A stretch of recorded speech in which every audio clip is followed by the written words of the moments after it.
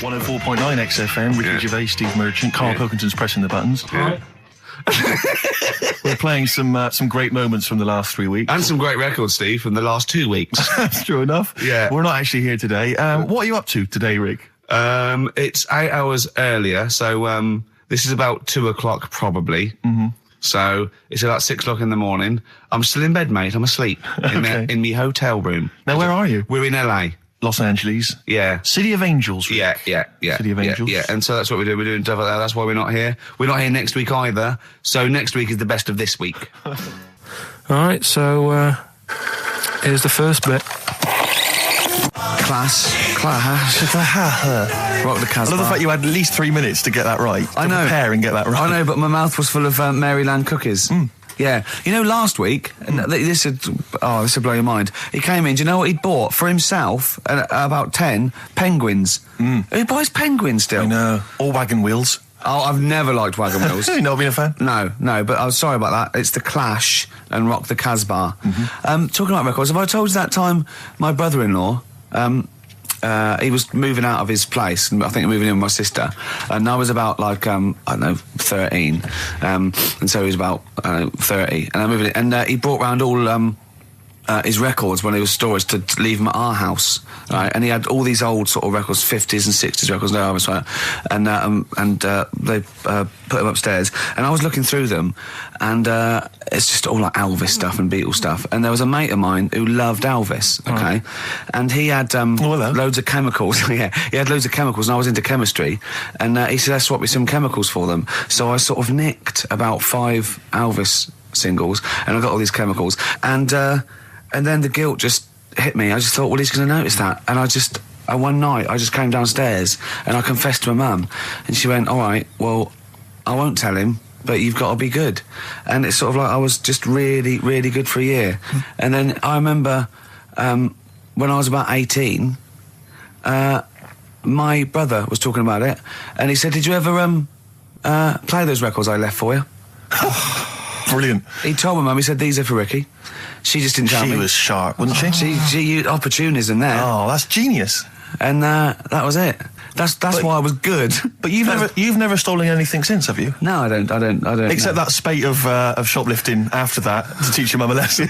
yeah. Well, I went round and arson. No, I did. I just couldn't believe it.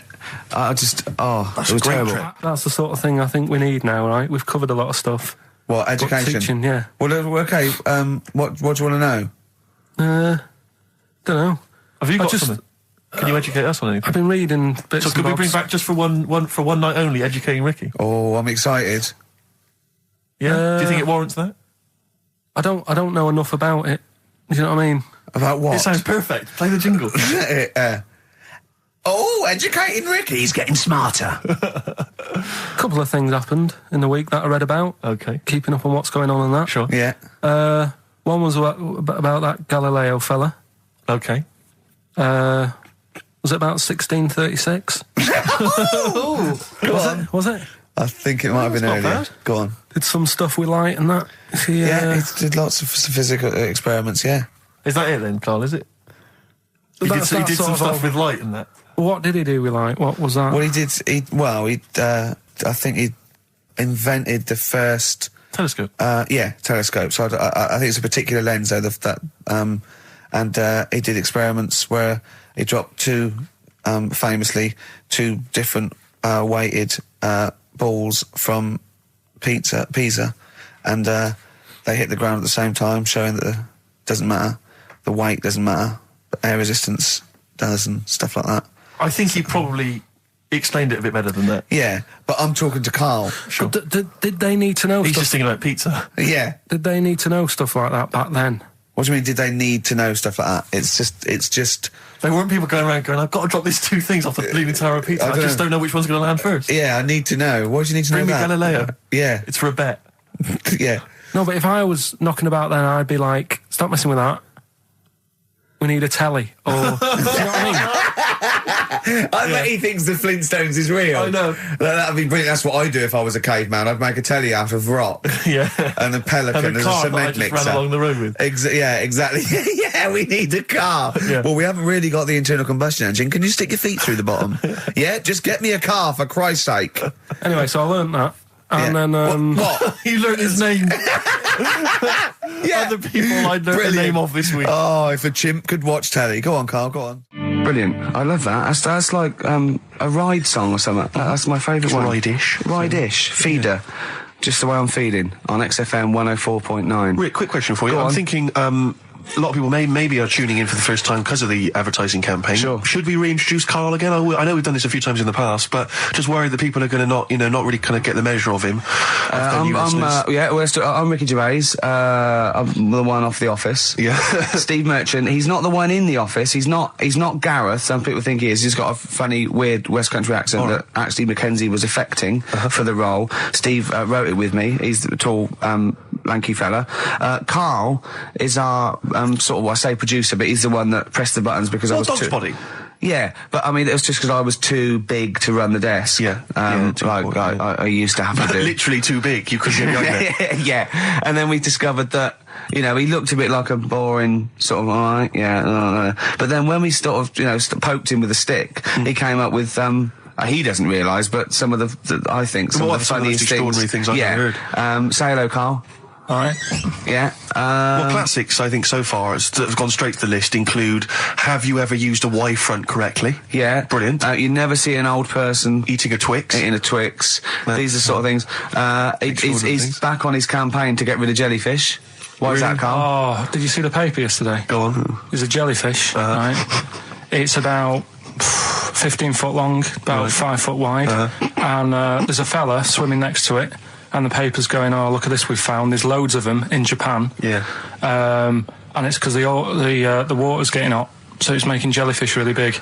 Oh dear. How's the campaign going to get jellyfish get rid of them? What's your point about jellyfish? They don't do anything. There's no point. They get in the way. Jellyfish, yeah. It ruined me holiday because I got stung by one. Yeah. But you think the same thing about Liverpudlians, and we can't just go around, wiping out things that ruin your let's holiday. do the jellyfish first.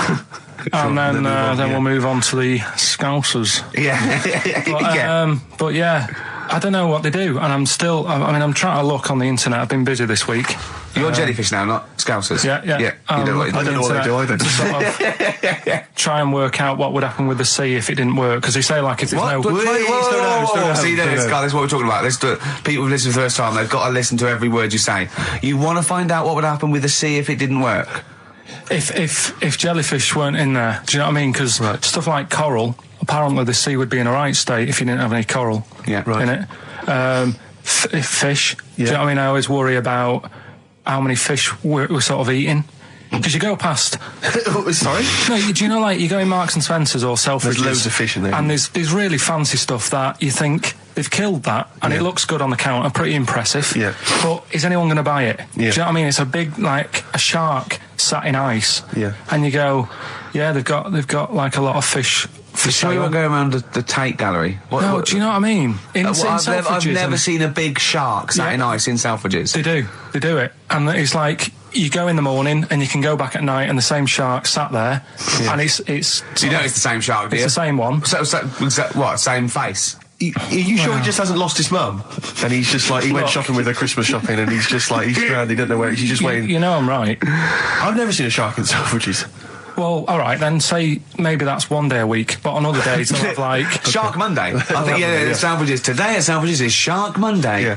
Yeah. No, it's just that... So your point is that there's all these fish not being eaten. Yeah. So and they're being killed. They're taking them out of the sea, no one's eating them. And you're worried, that the sea's going to rise because the more things you take out? Well, we're just going to run out. Because the fish drink it, don't they? And that keeps the water level down. Yeah. No, well, you know what I mean. There's stuff that worries me. You're worried that... Was it you who said that you were worried that...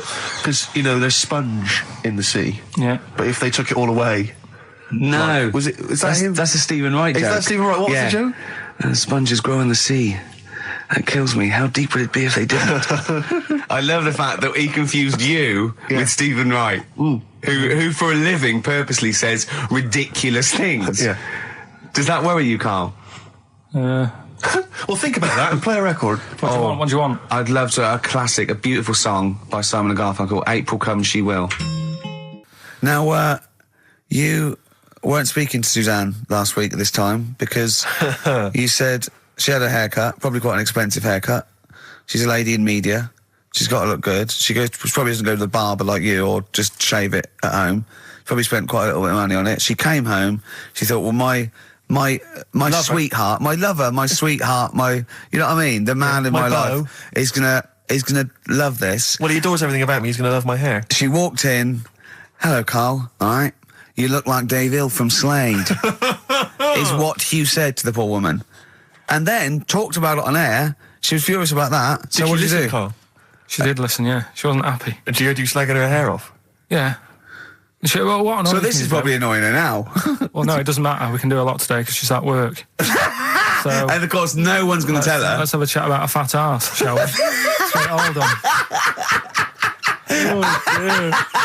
Oh dear. You are in so much trouble. That's. Look, he's realised he is a little bit worried. Oh, didn't you go and buy her a coat or something? Took her out on Sunday and treated her to a new coat and that. Yeah. But I offered, I said as well, I said I'd pay to have it done again. Oh no! Karl, you have... Oh God! Oh my Christ! So she listened to the show. What did she say? You got home, she'd heard you slagging her hair off. Imagine that. He thinks that's a good thing. So like, we've won the polls. Brilliant. What are we doing? Well, you can have facial surgery now, love. It's sort of like... It's just... Christ! You offered to have it done again. Unbelievable. Yeah. But I got home and she's like all being moody with me, right? Yeah. You thought something's wrong, so you must have listened to the show when I was slagging off her hair. Well, his first thought was she's probably looked at herself in the mirror. She agrees with me. Yeah, that barber's been round again. Yeah. And she just said, "Oh, that wasn't very nice of you, was it?" Oh. So I just said, "Hang on a minute." I said, "That's what we do on the show. When I'm slagging off, Chinese people looking old or whatever, I said, you never interfere." Sure. I love the fact. She's got to get her priorities right. I love the fact that she's in the same queue as a billion people you've never met. Yeah. That's fantastic. She's in the same queue. Well, look, you didn't complain when I was slagging off. Karl, I don't think Karl has ever admitted he might be in the wrong. Ever. Certainly not to you or I. So did you admit... That is so true. Isn't it? That is so true. He's never admitted that he might be in the wrong. So did you, in this instance, agree that maybe you'd overstepped the mark? No, I just said she took it badly. Do you know what I mean? It's only a haircut. Yeah. Yep. See, you haven't seen it, so you can't start interfering on this one. No, okay. No, I haven't seen it, but I very much doubt she looks like Dave Hill from Slade, who, if I'm... unless I'm mistaken, used to cut his hair with garden shears blindfolded. Well. So, you know what I mean? And did her teeth stick out when she started speaking with a Brummie accent as well? I've got used to it now anyway. So. And so did you bought... So at some point you came crawling back and you said, do you want me to buy you a coat? I just said, let's leave that. Let's go out and have a good weekend. Sure. But get your hat before we go. And... treated her to a new coat and that. It's a nice coat, so people will look at that rather than looking at the head. So does it do flash? It's got obscenities across the back. If anyone who knows Karl's girlfriend is listening, tell her. And maybe you're a work colleague and you're listening to the show. Because I think this is terrible. Get her to phone him now. Get her to phone him now. I mean, forget the phone on the XFM number. What's the fat ass complaint line? Because you are in deep shite. XFM 104.9 of a Saturday. Ricky Gervais with me, Steve Merchant. Hello there. But we're not here. No, we're away. So this is the best of, and I hope you're enjoying it. We certainly are. Made famous, of course, by Jimi Hendrix. Yeah. That's All Along the Watchtower, as originally done by Mr. Bob Dylan.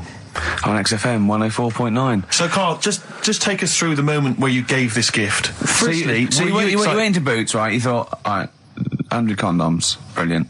Okay. Did you wrap it up? I don't know if it was 100, probably 80. Right, okay. Yeah. Right. You don't want to go mad, do you? Wrap them up. I'm just resting easy knowing that he's not trying to breed. Right. No. Yeah. So I got her them. I got her Grease on DVD because she's always watching that. Yeah. Right. Yeah. So just think of when her mum said, what did Carl get you? Some condoms and grease. I was going to say, I'm glad he said on DVD.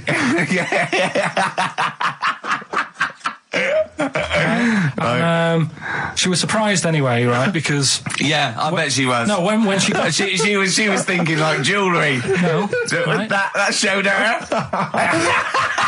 That surprised you, hasn't it? All right. So hang on, wait a minute. You thought it was a holiday, didn't you? Yeah. Look at your face. You don't know me at all. So hang on. So did you give these on Christmas Day? Right. What happened is she got in from work that Saturday, right? And I said, look under the tree. Knackered. Right? At least it's Christmas. Yeah. At least I'm going to get a little bit. I said, look, you got some stuff under the tree, right? So did you give her a sugar lump? Right, she was really chuffed with that. But she said she was a bit puzzled because I didn't know we had any wrapping paper, right? So I ended up using wallpaper. You didn't take it off the wall though. You had No, it was some left over, right? So she said, why have you used wallpaper? I said, well, I didn't have any paper and you were getting in a bit and I wanted you to have a surprise. So she said, can I have a feel of them? I said, no. Presents. You thought, right, I've got the right thing. Yeah. Right. And then Christmas Day, I said, no, don't get carried away. It's nothing really good. You know, we said we weren't going to buy each other much. So there you go, open them. Yeah, go on. And can I just ask, had you received your present from her yet? Yeah. So what had you received? What did he have? Had some shoes. Nice. Right. Getaway game for PlayStation. Nice. I'm just totting up the value of those. And just also think about how much fun and pleasure you get from them. Yeah. Although, of course, condoms, I can see the the appeal. Well, okay. I think but also add to that bit 150 quid for a meal. If you're going to start totting up, 150 quid for a meal. I bought some shoes, 72 quid. Yeah, that was after the event, though. Doesn't matter. All right, so you'd received these, dare I say it, thoughtful and nice gifts. You handed over the box of condoms. They were wrapped up. She unwrapped them. Yeah. Go on, take us through it. Walk us through it. Well, it's not something you play with on Christmas morning. Oh God! Oh, right. But when she opened what did them, she say? What did she say? Well, I wrapped them twice as well, so she thought it was something really good. Extra like, protection, right? And so she thought it was something really good. And then the disappointment would be doubled. Yeah, go on, yeah. And then she just opened it and went, "Oh yeah, so what's on the telly?" And that was that. Ungrateful. What an ungrateful woman that is. Well, fancy not wanting. I told her a box of economy condoms from Boots. I said to her about the thing about, it's all about the surprise and that, innit? Yeah. You explained that to her? Yeah. What, after she'd unwrapped it? Yeah. Thoughtful. And she was all right about it. Yeah. She understood. Rick, I suggested to him that he buy his girlfriend a gift. I'm worried I've done more damage to the relationship by suggesting that than if he had just forgotten. Next time you've got to go shopping for her yourself, Steve. I think I might do. You've better go shopping for her yourself. I'm glad it's all over, though. It's mental. Yeah. It annoys me. The whole thing annoys me. And she knows that as well. Yeah. She should know. What, she still insists on having Christmas once a year? Well. Wow. I'm No, but anyway, what did you get? I can't think what you bring to the relationship, Carl. I don't know what it is she's getting from you in this relationship. It's like she's doing all the work. 80 times. Oh God, Carl! I love it. You're brilliant. I know what she's getting. He's the. What? No, he's not thoughtful. No, but he's thoughtful. He's the best he can do with the brain he's got. Do you know what I mean? Right. He's doing his best.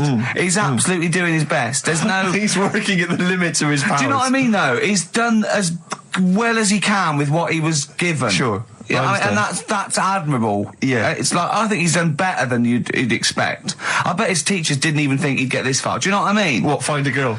No, well, yeah, a job, a girl. Yeah. Do you know what I mean? Clothing himself. He's done really well. What do you think, Carl? You think you've done well? I think I've done all right compared to some of my mates. What are they doing now? Probably not that much. Do you know what I mean? Mrs. Matthews said I wouldn't be an high flyer. I think I'm doing all right. Yeah. Do you know what I mean? I have a holiday every year. Got somewhere to live and that. Yeah, got a new flat, haven't you? Yeah, so where are they then, the condoms? Did she show them to her family and friends? No. Take them into work? Look what Carl got. I'm surprised she told Ricky, actually. I was a bit disappointed in that. Yeah. Because I didn't go shouting around. Well, she was so excited, Carl, clearly. She was just so pleased and proud. Yeah. All right, play records, we come back to it. No, that's it now.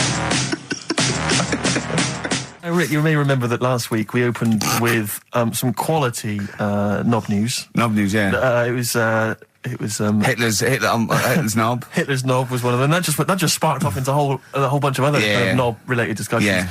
And I'm pleased so far to see that we're almost at the halfway mark for this first hour. And so far we've only talked about nudity and/or todgers. Yeah. So excellent work from us. Well done, lads. Yeah. I'm looking forward to Dr. Fox and the rest of the Sony award committee listening to this one. Yeah. But more knob news. I don't know if there's a jingle for that, maybe. You nearly had me eye out. Knob news. Knob news, excellent. This is an extraordinary story. A woman tried to sue her bosses for £210,000 after finding a cooked penis in a canteen stew. Hospital cleaner Sophie something, I can't quite pronounce that name, was eating goulash for lunch and could not cut one of the lumps of meat. Oh, you can see where it's going. I've got so many questions already. I know. She picked it up and tried to chew it, but it was too tough. Then she inspected it with workmates, who all agreed it was a penis. Imagine that discussion. Yeah. Miss McLata said she vomited for the rest of the day, instantly became a vegetarian, and had to have psychiatric help. It's not known whether the organ was from a human. The case continues. Well, it can be found out, so that's one thing. Obviously, the doctors aren't confused. They're not going, I don't know, I've never seen one like it. Yeah. Also, why is she eating goulash? I know. I mean, that is my first question. Why? You got lunch. Oh, what do you want? I don't know, I fancy some goulash. Yeah. Oh, some gooly lash. Gooly lash, Thanks very much it. indeed. Lancashire cockpot. Oh, is on the menu. Brilliant. Only £5.50. Wangers and mash. I'd love some wangers and mash, please. Cock o' van. Cock o' van. It's already done for There's wangers and mash, cock o' van, Lancashire cockpot. That's just off the top of our brains. Yeah. So if you've got any of your own, keep them to yourself. We're not interested. What do you make of that knob news? And it's in a hospital. Oh, yes, it was a hospital cleaner. You're right. Oh, cleaner. God. I know how your mind's thinking already. There's been a mix-up. What kind of mix-up? I love that. What, some bloke's gone in, some lesbian's gone in, wanting a sex change. She's got a carrot for a cock. Stewing steak. Stewing steak. Oh, that would be great. I just wish we could maybe tape the bits we're not on air, just because that's when Karl comes into his own. Yeah. He just said to me, I don't know what I was doing, I was sort of like pottering around, dancing around, doing something annoying probably, and he just looked at me, I don't know, and he was looking at me, and I looked back, and he went, have you ever used a Y-front properly? Genius. It's a great question, because the answer is definitely no. Definitely no. Does anyone use their Y-front properly? And by that, I mean get your winky out of the little sort of slot provided, as opposed to like put it to one side or pull them down or whatever. Has anyone used a Y-front properly? I don't think I've ever done it. I don't think I've ever done it. I've never seen anyone in a toilet doing it, Rick. We should be looking. I wish I hadn't said that. I caught you. Really? Yeah. That's actually how you prove people are gay. Yeah. Get them into this conversation. Yeah. Yeah, it's a trap. Yeah, it's a trap. It was the trap. Yeah. I'm not gay, by the way. Yeah. You didn't prove I was gay. I double bluffed you. Yeah. As I knew the old gay trick. I thought it was the old gay lord say no thing. That is another method. Yeah, there's innumerable methods of doing it. That's how Oscar Wilde was caught. Yeah. Yeah. What happened there? Well, the judge went to him, did you see that film last night? Gaylord Say No, and he went no, and they went take him away. Yeah. Take him down to the cells. Yeah, take him to Reading. It is true. It originated in America. Yeah. So many of these things do. It's a brilliant point, Karl. I'd like to hear from anyone listening who's, and I mean, they'll just lie, wouldn't they, I suppose? Yeah. I don't even use sort of flies. No. Usually. I sort of pull my Y-front, my sort of tracksuit. So that's why I wear sort of like elasticated waistbands all the time. Exactly. Just sort Speed. of like... Yeah. You got to get in there with the minimum of effort. Yeah, and out. Sure. Often I won't shake. No, no. To my detriment, because it often leaks out a little bit later, doesn't it? Ever been out on a date with a girl where it's just trickled down your leg and you wish you hadn't, and you're thinking, what if she gets my trousers off later? She might smell or see it. What? What? I don't know. I don't know what I said there. Right. Darkness growing on me. Love that. Love the darkness. This is the Best Of Show on XFM 104.9. I'm Ricky Gervais, with me Stephen Merchant. Yes. I hope you're enjoying the Best Of. Couple of emails. Monkey Matt's emailed us. Who? Monkey Matt. Oh, Matty, yeah, go on. He says... How's the Munster? He's all right. He says, Karl has missed a cracking headline from The Sport. Hide-and-seek champion found dead in cupboard. I hope it's real. I don't know if it is. I doubt it. Just looking through some of the news stories that Karl did make it into Karl's news roundup. Yeah. This one you might be interested in. Headline, woman says partner ran off to become vampire. Yeah. And it says a young mother says her partner has dumped her to become a vampire. Rebecca Roberts from Somerset says Matthew Barrett fell for a blood-worshipping woman in a US cult. The 23-year-old mother says he began shaving all his body hair, dressed in black, and used Rebecca's lipstick to redden his eyes. Rebecca caught him performing weird blood rituals in front of his computer at night, cutting himself to prove commitment. She said, I thought it was just a hobby. Everyone's got a right to one. I was pleased he'd found an interest. Brilliant. This is apparently from The Sun. Apparently he's left. He's gone to America. He's living in this Ohio-based cult. But it's the last bit where she's been asked whether or not, if he came back, would she take him back? Sure. And this is where I wonder if the journalist, you know how journalists are supposed to just report the news, be objective. Yeah. I wonder if maybe the journalist here has maybe had some interference. Made the quote better for them than... Go on. Because it says, I never thought this would take over his life. Now, if he came back, I'd say fangs, but no fangs. Oh dear! I can't believe. Imagine you're the woman, Rick. Okay. And I've come round. You're the journalist. I'm the journalist, and I've come in and I've said, okay, I read about this. All I have to do is not say that thing. You've come. I understand you're obviously quite upset. Your husband's gone gutted. off. If he came back, would you take him back? Definitely not. Right. Really, what would you say to him then if he came back? Just get lost. Right, but I'm really pissed off with you. Would you perhaps say something a bit more pithy? Not in this situation, no. You're upset? He cuts himself, he drinks blood, he's left me. Sod off. I'm not interested, mate. Because I tell you what. Go on. I mean, I like what you said there, but I wonder if we could condense that a bit more. If he came back, would you say... Go away. Would you ever say something like, thanks, but no thanks? No, because it makes it flippant, because I'm really angry. I know you're annoyed. And I'm upset, so I wouldn't say... I certainly wouldn't say thanks. I might say no thanks. But what if you sort of said it like aggressively, like you're giving him the finger, thanks, but no thanks? Like you didn't really mean sort it. Of sarcastically? Sarcastically, would you possibly say that? I might say thanks, but no thanks, and that'll be it. And that's and I'd leave it there. I'd never change that. Sure. I'd never change those words. Can I ask you a question? Go on. Do you like puns? Hate them. Right. I don't like Countdown. I don't like QI. I don't like any of those posh Cambridge, Oxford types. I hate puns. If you had to say thanks but no thanks in the form of a pun, what would you maybe say? I wouldn't. I never would. Right. I'd say thanks but no thanks. I would. I mean, I feel embarrassed that I'd even say that because I don't think I would even say thanks but no thanks. Okay. But if I did go that far, I'd leave it there. Sure. So, have you ever noticed, as I have, the similarity between the word thanks and fangs? Not really. It's very similar. Not fangs, really. Fangs, F-T-H, there's a K. Fangs very much. G, it's A and S. Well, the A, the N and the S, but that's about it. Would you agree it sounds marginally similar? Yeah, Is it possible you might one day say fangs but no fangs? I wouldn't know. Right. I could put that though, could I? But don't say I said it. Right. I mean, yeah. Fangs, but no fangs. Yeah. This is the thing. Just, if you ever read an article in The Sun, The Mirror, anything, do not believe it. Really seriously question and query it, because... If it ends with fangs, no fangs. If it ends with a pun, almost certainly they never said it. The Cure, Love Song, classic on XFM. So that's the crabs that you can download their memories. But what about other animals that are in the sea, in that same sea, eating the stuff? Have they tested them yet? I don't know. I think they just took it on because their biology, something to do with, I presume they could take up minerals and, I don't know why. I don't know. But anyway, next one, it's just on the horizons, a bodybuilder, married, freaky. married another bodybuilder, right, and they're pregnant. And they had these tests, and the baby was very large, but it was causing it pain, right, in the thing, right? And it's almost bizarre, and after the female woke up pregnant after 7 months, and the baby was walking around. No, it forced its way out of the vagina. Oh, no way. Yeah, it forced its way out. It almost had super strength. And it was pulling her along by the umbilical cord, and they had to, and it was a stone.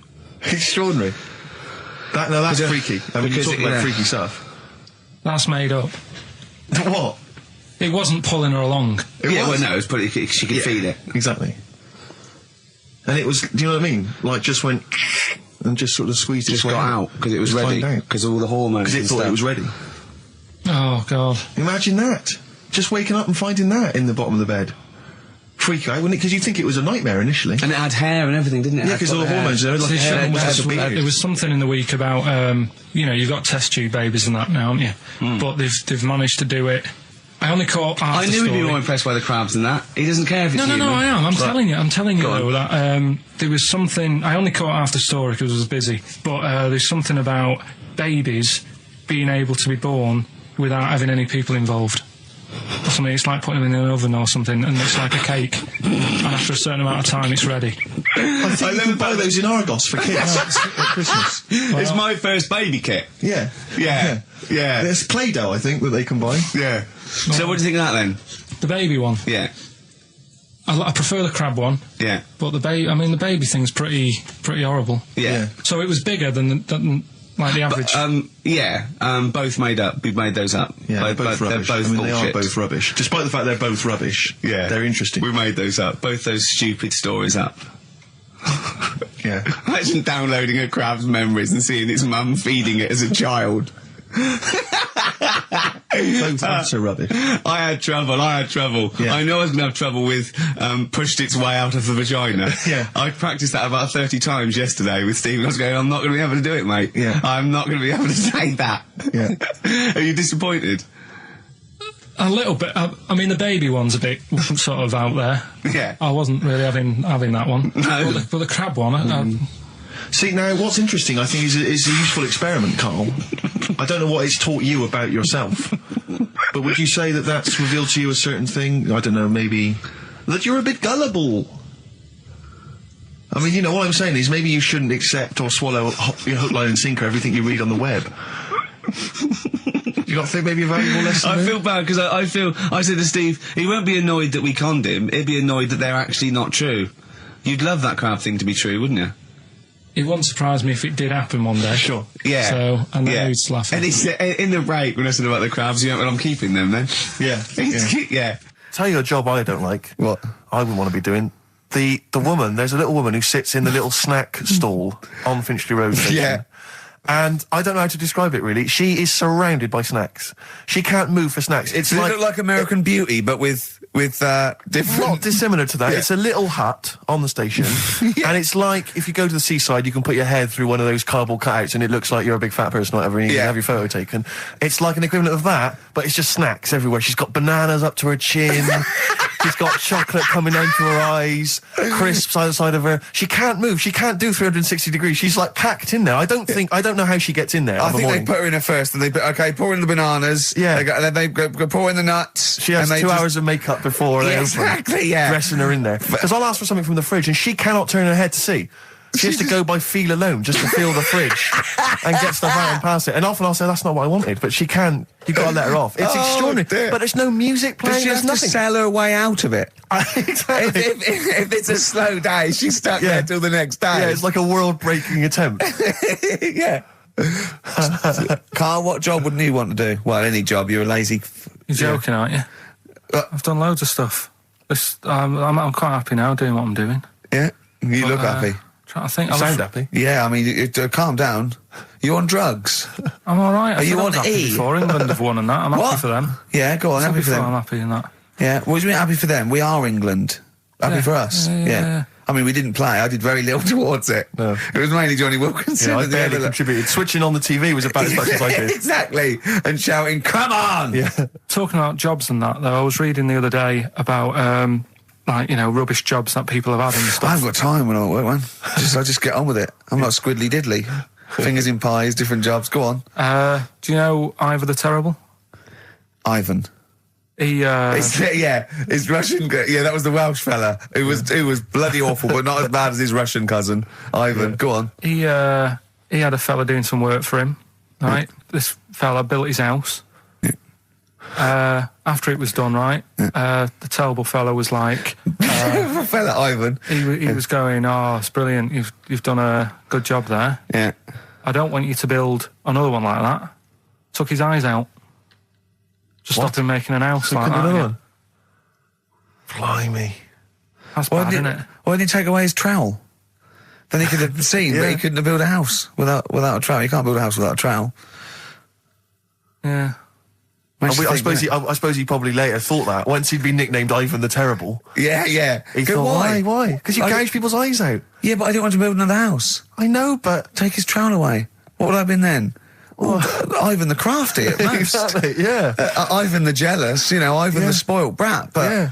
Gouge someone's eyes. That is bloody terrible. I'm surprised you're not called Ivan the... Do you know what I mean? You're going to get on in history like with Vlad the Impaler. Yeah. He's mainly remembered for impaling people. Yeah. He did a lot of other stuff. Did a load of great charity work he did. The impaling is the thing that's really gone down in history. When were you reading about Ivan the Terrible? No, it's just... Or Ivan the Terrible is the thing you remembered from this informative article? No, it was just little bits like that. Talking about him, there was a thing about someone who worked for... That fella who painted the ceiling. Sistine Chapel? Yeah. There was a thing, a woman who worked for him in his house. And I love how you assimilate information when it's just bordering on the academic or just the interesting and true. It's wonderful. Ivan the Terrible gouged someone's eyes out because built him an house. That fella who painted that ceiling had a woman work for him. Imagine if you wrote that down in an essay. Imagine if you wrote that in a school essay. Well, you'd probably end up with not getting a grade or thinking you turned up to more than you had. Exactly. Anyway, the woman who lived with... Yeah, the woman who lived in a shoe. Go on. Yeah, there was this woman who lived with him and she used to go out and do all this shopping and that. Yeah. But because she couldn't read or write, he used to have to draw everything that he wanted. Why couldn't he just tell her? I don't know. No, wait. That's an excellent point. Could she talk? Yeah, but if it's a big list and that, loads of different coloured paints. But why couldn't she draw on a piece of paper? Why did he have to do it? Because he's a better drawer, isn't he? That's the point. That's it. We were just looking for the logic of the story. You found it. You've done it. Play a record. He's a better drawer. Oh, that was great. That was very, very funny. What a wonderful clip that was. I enjoyed it. Do you remember that? Yeah. Wow. It was a few weeks ago, wasn't it, really? I think it was last week. We'd have to have very, very bad memories not to remember that hilarious clip. I'd like to hear that again maybe in a couple of weeks' time when I'm away. Yes, absolutely. It's embarrassing, isn't it? Mm-hmm. And but the good thing is, on telly, I feel a bit guilty about putting out shoddy rubbish because I'm getting paid an awful lot. Yes. But here, I don't give a They can bleep that. They will do. Well, I didn't really want to make it a Christmassy type show because I don't really like it. Oh, he's done it again. What, you did Christmas once, didn't like it? No, my dad always said... Oh, right, steady on.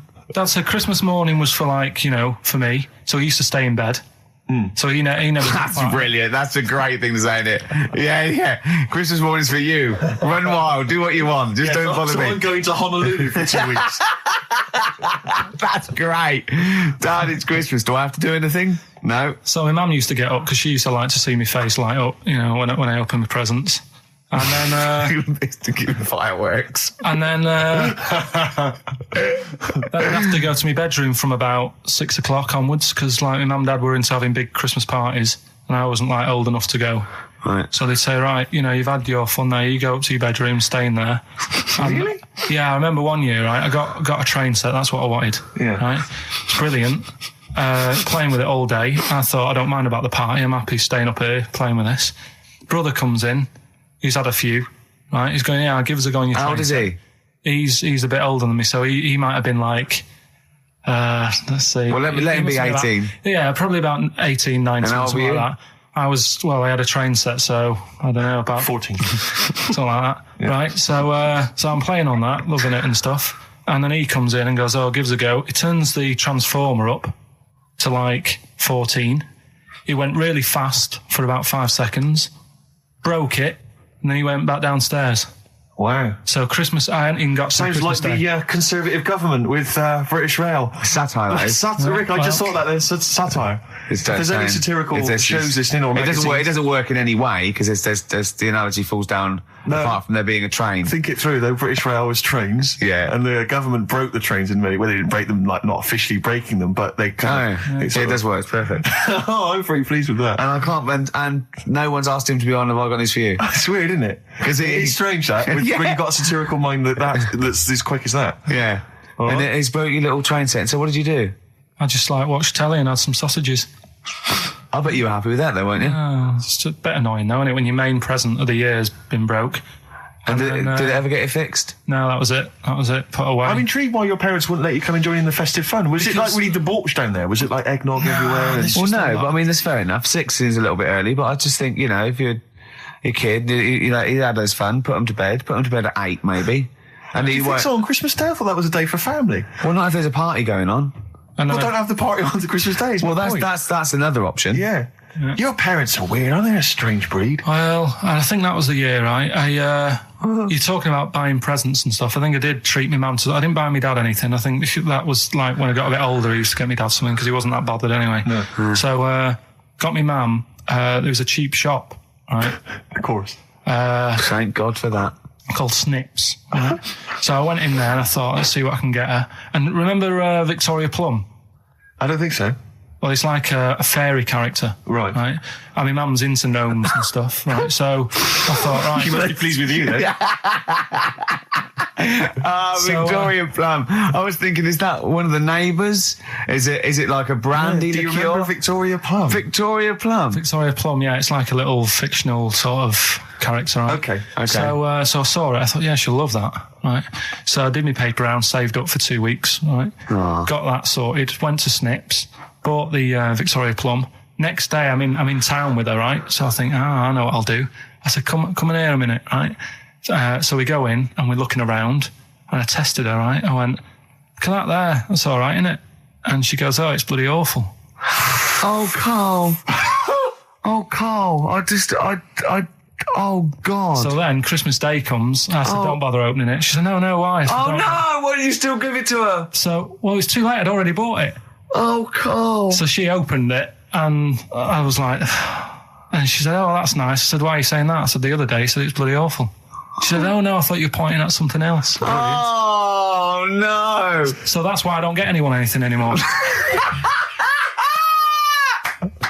Oh, God.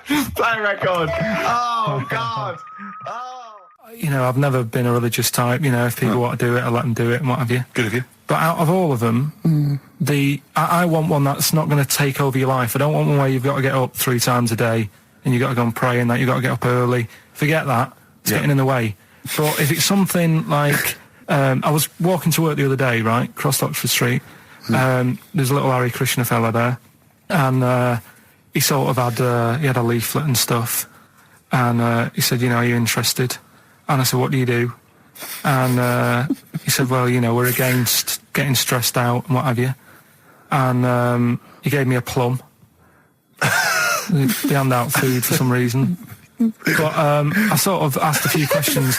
That's just the imagery. These 2 bold people, one of which is wearing an orange smock, holding a plum in the middle. He hands the other one a plum. It's almost like you can imagine some kind of religious painting. Exactly. Yeah. But you know, what is their sort of main thing? Because he didn't really tell me that much. He was a Japanese bloke, so I didn't know what he was saying that much. Why? He wasn't speaking English? Not very well. He wasn't the best sales bloke to send out for them, is what I'm saying. Yeah. But what's that? Are they... You're saying they're nothing like... Well, I believe Hare Krishna is a kind of as an offshoot of a sort of Buddhist faith. It is. I think they are Buddhist, aren't they? Yeah, and obviously their kind of trademark, as it were, is that they have to say, I believe they have to say Hare Krishna in a certain rhythm, in a certain order, a certain amount of times per day. That's why you see them walking down the street saying Hare Krishna, because it's actually a sort of religious chant which they're obliged to do. So you see, even if you go into the Hare Krishna faith, you may find yourself, you know, in Tesco or whatever, forced to say Hare Krishna, Hare Krishna. Perhaps out loud, not just thinking it. Yeah, no, out loud. You can put it on an iPod and you couldn't put that on an iPod. No, it doesn't count. No, I think you have to actually say it. So I guess that kind of eats into your social life a little bit. And there's the wearing orange as well. Particularly frustrating, I imagine, if you're in a cinema or a library. A little bit awkward there, you know, midway through. Or Star you Wars, live next door to a bloke called Hare Krishna, who constantly thinks you're calling him. Yeah, that probably. Yeah, so that's in this. I mean, I don't think we've quite done the Hare Krishna faith its full service there, but so interesting to you. I mean, you got handed a plum. You've been treated well by them. Yeah, well, but he couldn't tell. I just wanted to know how much time it would take up. What are the benefits? You know, what can you do? What can I think the benefits are they probably don't get stressed out. They've probably got that sort of that zen, that chi-ness about them, where they try and interact and quite meditative. Yeah. Yeah. I've got some nice trainers as well, don't they, with their orange. What are you looking for then in a faith, Karl? You say what are the benefits? I mean, obviously Catholicism, you get the communion wine and bread, so... Yeah, but I can afford that. Right. Probably, just I like the Crusaders. I was forced into joining that as a kid, because a mate sort of joined it, and he sort of said, "Are you joining?" I sort of swore at him. I said, "I'm not doing that." Right? Yeah. He said, "Right, if you don't come with me, I'll tell your mum that you just swore." So I was like, "Oh." So I went. So I went along, and I used to just go on the Friday when they played, Sabutio and stuff. And then I went on one Sunday, and it was totally different. There was no Sabutio. There was no sort of table tennis. The thing where you hold a thing and knock things over. Skittles. There was all that on a Friday. Went on the Sunday. It was rubbish. He said, "Right, sit down in this room." They gave me a Bible. Thought, this looks too heavy, this is too big, I'm not interested in this book. And I never went again. I used to hide on a Sunday when they came round. And that's been the only sort of... why did it suddenly turn out to have to hide on a Sunday when they're coming round? Because they wouldn't leave. Who was it? Were they adults? It was well, he seemed like an adult to me at the time, but he was probably about 27. Well, that is an adult. Yeah, but do you know what I mean? He seemed a lot older when I was a kid. Yeah. And he came knocking and that, and he used to say to me, "Mum, I'll just tell him I'm ill or something." And he used to hang around to see if I'd eventually come out to play and that.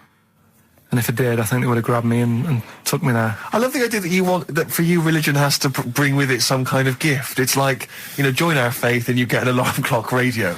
It's like something like this. I think religion does bring a gift. Usually, it's the gift of the Lord. Well, the gift of everlasting life, isn't it? And that's the problem with it, A lot of people believe in it because they think... But for Karl, his feeling is like, that should be a given. That's safe. I'm definitely going home with eternal life. But what else can I have? Is there an iPod? You have to have a religion, because obviously I don't have a religion. I don't miss it, and I wouldn't want one. I'm an atheist. And that's out of belief. That's out of logic. And we don't get into the politics or the morality of it. Why do you feel you need a religion? Why don't you just get a hobby? Well, I didn't want one. I don't want one. I just was saying that, if I was to get one, which one would I go for? Is what I'm saying.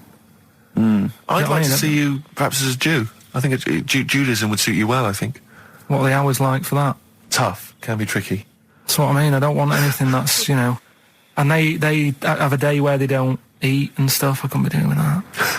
So then they have days when they eat too much? Yeah, but what happens if I'm not that hungry that day? Like I say, I don't like change.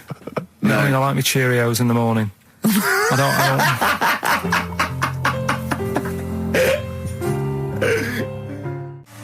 That was Radiohead, and they're there. We're not here, all right? Pre-recorded. Coming up is one of Karl's little things. Enjoy it.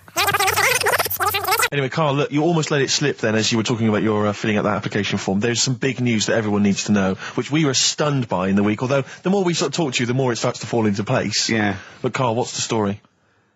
That I haven't got me exam results from my GCSEs. He never turned up to get his exam results. I was working. And so, how many did you take in the end? Because you weren't even sure about that, were you? You think you took maths and English, don't you? Yeah.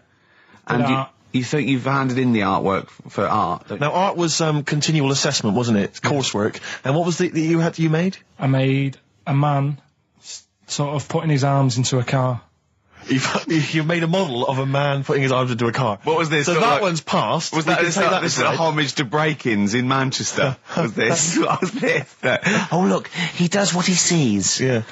So you've got that. That's safe. You've definitely got that one. So you've taken art, you've taken English and maths, you think? So this is what we're going to do, listeners.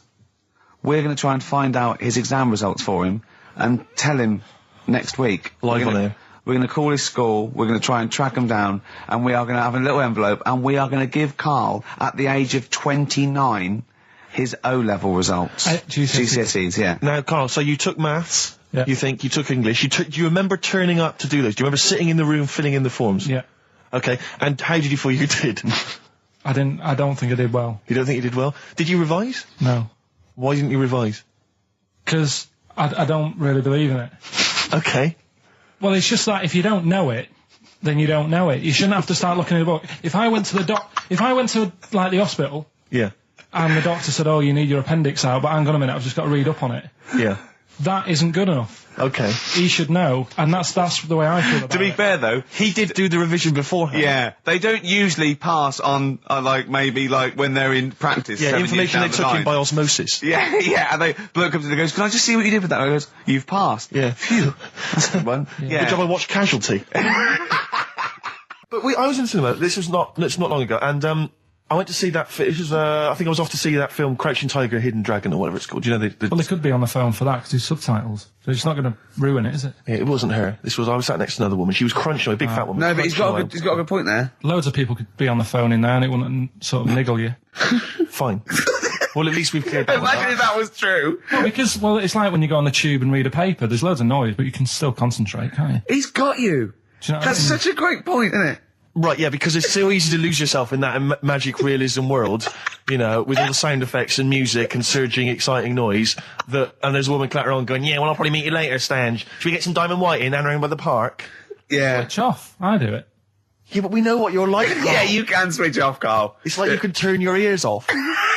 That's the skill you have. It's not the ears, it's the behind the ears. Yeah. It's the process between the ears and the brain that you can switch off, so he can still hear all these things like a cat. But I was in the one, there was this woman sat next to me, she was a big fat one, she was crunching on some popcorn. Again, that's a crime. Why they're selling popcorn in cinemas? I don't understand why the noisiest... regularly. Why the noisiest food in a cinema? Yeah. I don't understand why that's come about. Yeah. It really makes me angry. Yeah. Exactly right. Smoothies. We want smoothies without straws. Exactly. The trailer for that film AI, Artificial Intelligence, came on. Remember that? And the tagline was, "David is 11 years old. He weighs 60 pounds. He's 4'6" tall. He has brown hair. His love is real, but he is not." Oh, yeah. And she just went, "How old was he again?" To her boyfriend. Right? Just ruined it. War film trailer comes on for some Pearl Harbor or something. She goes, "Yeah, I don't fancy that. Just announcing this, don't fancy that. Too many war films." So then the trailer, then the opening credit comes on for Crouching Tiger. Before that, that thing that comes up that says it's signed by the BBFC and it has the kind of certificate and everything, and that certificate to say what age you have to be. That came up, and it said Crouching Tiger, Hidden Dragon, in brackets subtitles. She went, "It's not subtitled, is it?" I thought this was the most famous foreign film for years. It won Oscars. It was a huge film. Everyone knew it was foreign. She goes, it went, and so the credits begin. It says Crouching Tiger, Hidden Dragon. She went, "Stupid name for a film." What? She paid to see it. She was with her boyfriend. So then it starts, right? And obviously it's in Japanese or Mandarin or something. She's like, and they're all talking in Japanese. Japanese or Mandarin. Whatever it is. So they're speaking in this, Japanese language, Oriental language. And she's going, "Don't they sound stupid? Don't they sound stupid?" She was going, and then the subtitles come up, and it's quite a weird kind of strange language they're talking. And she was going, "Can't make the subtitles out either. It's both gobbledygook." Just wittering on every step of the film. I totally agree with you, but what I like in your telling of it, I know you start getting quite emotional. I'm genuinely livid. But she went Mandarin or Japanese, some Oriental language. And well, I don't know what it was. It's a strange language. It's a strange language. Well, anyway, oh dear. So then I moved. I climbed over several seats, made a big huff of, make a big show of moving. Yeah. Sat next to a guy on the phone, just chatting on the phone. Oh, I'd have gone mental at that. So now I hate that film. I didn't enjoy it. I don't like seeing it. I don't want to even think of it. It's subtitles, isn't it? Well, rubbish. That's why I get videos. Yeah.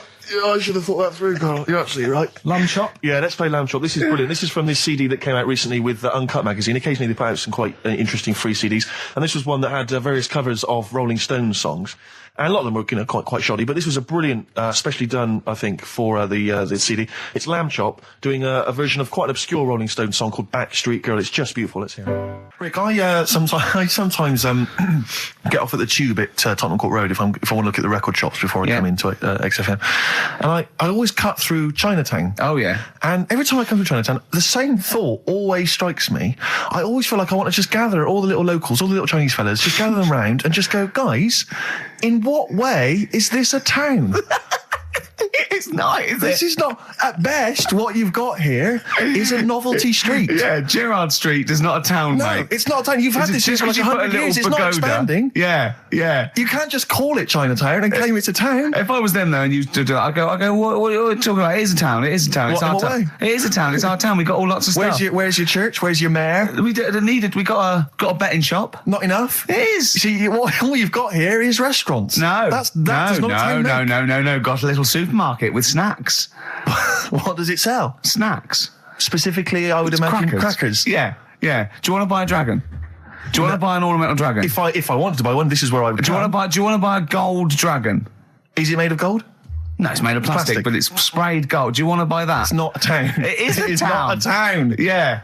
And it annoys me because when I first came to London, I genuinely thought Chinatown was going to be this amazing, what they've got there is You'd hear a gong and every time we went in there, and right? there'd be rickshaws and people walking on those little sort of wooden shoes. You know those ones? They're brilliant. They are just comping around in them, but nothing. It's nothing. It's just. Yeah, exactly. Yeah. It just reminds me of, have you ever been to any of those sort of museums? You tend to have them up north where they've got you sort of sit in a little cart and it sort of rides you through kind of, I don't know, it might be Newcastle, the Victorian era. Yeah. Can I have half a pound of those sweets, please? Exactly. Of course you can. If there were some animatronic men, it would just be an exhibit. Yeah. Although their concession to being 100 years ago is that there's some scales in the shop and there's a horse outside. Yeah. That's it. That's it. Exactly. Yeah. The traditional sounds and smells of old England. And the voice of going, of course, there was no television. Exactly. Amazing. Yeah. Amazing. Brilliant. Yeah. Welcome to Chinatown. Ding, ding, ding, ding, ding, ding, ding. So it's not, it's a good point. Is that a piece of traditional music? Ding, ding, ding, ding, ding. Yeah. Is that some traditional Chinese music, or is that music that someone in this country wrote, thinking it sounded like Chinese music? I think it was the Vapors, wasn't it? Oh, is that what it is? That? That's the music, isn't it? But are you sure they didn't take that from some other source? It's that pentatonic scale, isn't it? What is it called? It's the black notes on the piano. Right, that's the one I can play along with EastEnders. Yeah. Do you know what I don't get with it? Go on. Chinatown. Yeah, Chinatown, because I always walk through it on the way to work. A couple of things annoy me. First of all, I think it's bad business, just because if you've got a Chinese restaurant, put it somewhere where there isn't any others. It's a good point. Yeah, but it's also a community. They're not just a theme park for other people. I remember going out one night with Suzanne and some friends, and you got there and there's so much choice. It's that dilemma of, forget it. Well, not really. Specifically, do you fancy Chinese? Well, no, but why don't you go to the one with the dead ducks hanging in the window? That's my favourite. That's the other thing as well. It's like, normally you put your good stuff in the window. If that's what's in the window. Yeah. Right? Yeah. And the other thing that annoys me, walking through it today, there's always lard on the floor.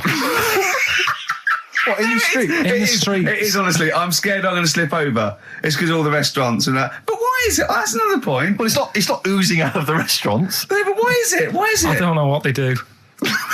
Careful. Listen, no, but why is That's why they used to wear those little wooden shoes.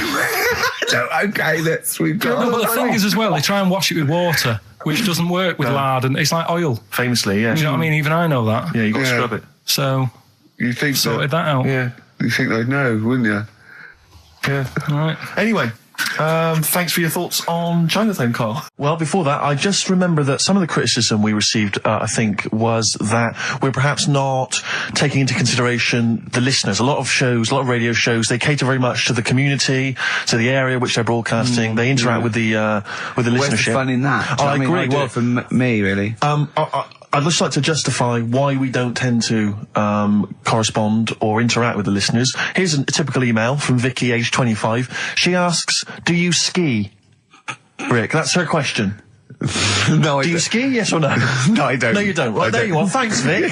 Brilliant. Keep those coming in. See, he's turned him against us, Carl. What do you think, Carl? What do you think of Steve's attitude there? It's all right. More insight like that coming later. Black Grape, Kelly's Heroes on XFM 104.9. I'm Ricky Gervais, with me Steve Merchant and Karl Pilkington, okay?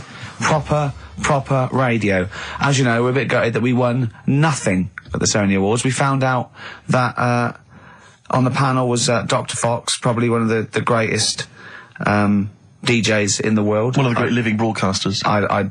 I certainly think that he's up there. Yeah. With Tarrant, John O'Coleman. And so... Chris Moles. Great Chris Moles. We asked him to... He's also on the, Pop Idol panel, so he can make and break people. So we asked him, basically, to explain himself, why did we win nothing? Why were we so bad? This is what he had to say. The award, guys, was called the Entertainment Award. All right, now, in itself, I think that should probably tell you something about what should be on the tape. There should be some entertainment. And he just wasn't very entertaining, actually. I don't mean that sounds quite horrible sitting here in front of you now, but it just wasn't very entertaining. But fundamentally, what elements did you not find entertaining? The fact that it didn't seem to entertain me at all was part of it. I mean, it's a bit of like, how long's a piece of string, isn't it? What is entertaining? We have talked about string on the show before, though. There were loads of people I'd never heard of in my life, and some of those were perhaps a bit more entertaining than you. The people that got silver, I think they were called Joe and Twiggy. They worked for a station in the Midlands. I think Trent FM. They were actually pretty funny. Funnier than ours. Stuff. Yeah, they were actually. Yeah, they were funny, and they seem to sort of understand their local. They seem to understand their market a bit more. And then I got onto yours. I think, oh, great, Ricky Gervais. Yeah, he's really funny in that program, isn't he? I must watch that. I'm going to absolutely die laughing here. And oh God, it was painful. How would you have improved it, just listening? Bit of humour, quite good. Bit of humour, essential, I would think, to an entertainment show. A bit of prep, a bit so get in there and actually think about what it's going to do, perhaps. Right, okay. Well, thank you, Dr. Fox, for your honesty. We've got to the bottom. While you're here, can I just show you this? That lump. Do you still do prescriptions? Dr. Fox there. He was, He was honest, he was blunt. He was blunt, I'd like a second opinion. I'm only joking, he's not actually a doctor. In fact, he used to be called Dr. Fox, and now he just calls himself Neil Fox. I think he's been struck off. No, he's Neil Fox MD. Right. He's just... I wondered if there was some malpractice, that something happened. Someone was under, and he sort of, he went a little bit crazy. Let's leave it there. Yeah. Because Froggy will not take that lightly. Who? Froggy. What do you mean Froggy? He's Dr. Frog now, he's changed it to Fox. He hated Fox. But are we going to heed his criticism? Because it was there was no preparation. Yeah. We weren't funny, fair enough. Yeah. There was just really no content. We didn't care about the show. The demographic we were meant to be aiming at. Just sounds like a lot of work, all that. Well, I think what we can do is we can take it all on board and immediately forget it and carry on, because it's easier.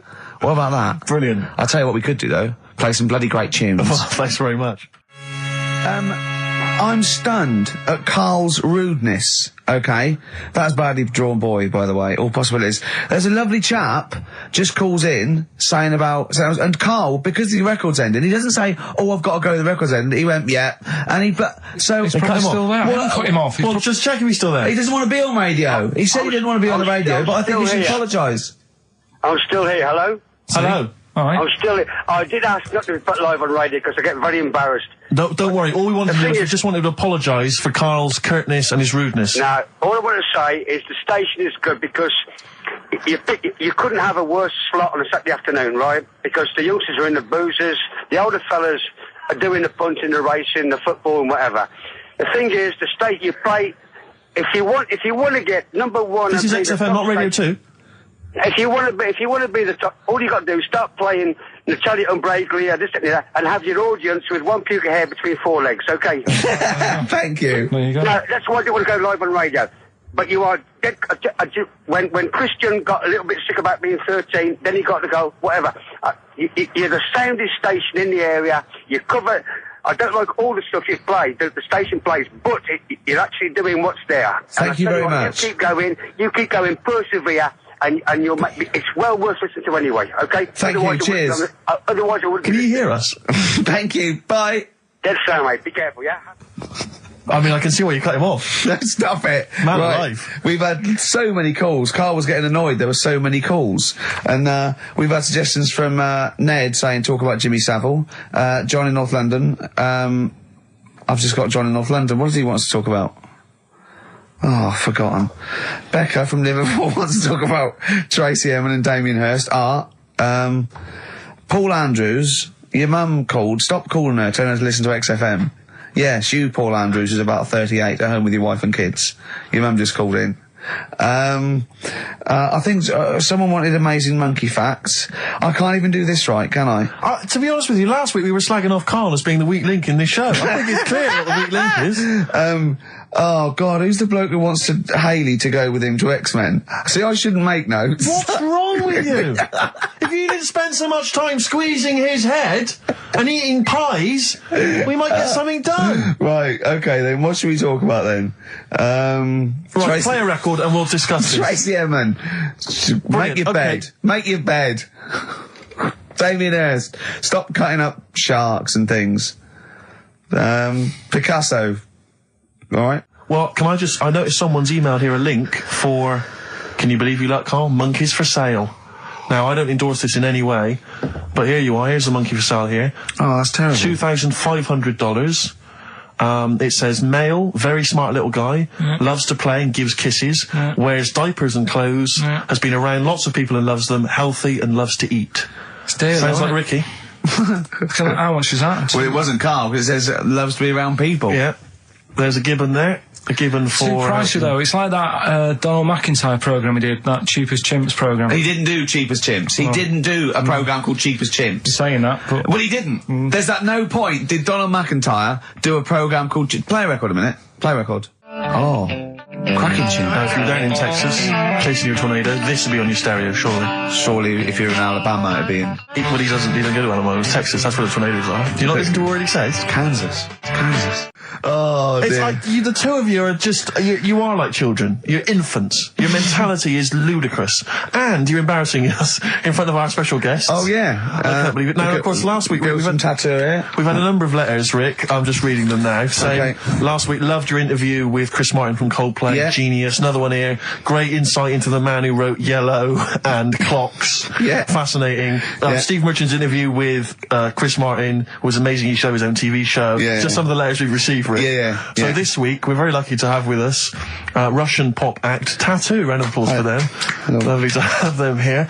Tattoo. Now then, of course, there's been much controversy that your kind of lesbian shtick is just something to try and whip up some press attention.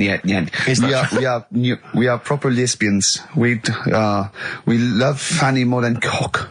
Okay, brilliant. And Tattoo, lovely to have you here. Thanks for coming. Yeah. Now then, you've got some live gigs, I understand, planned. Yeah.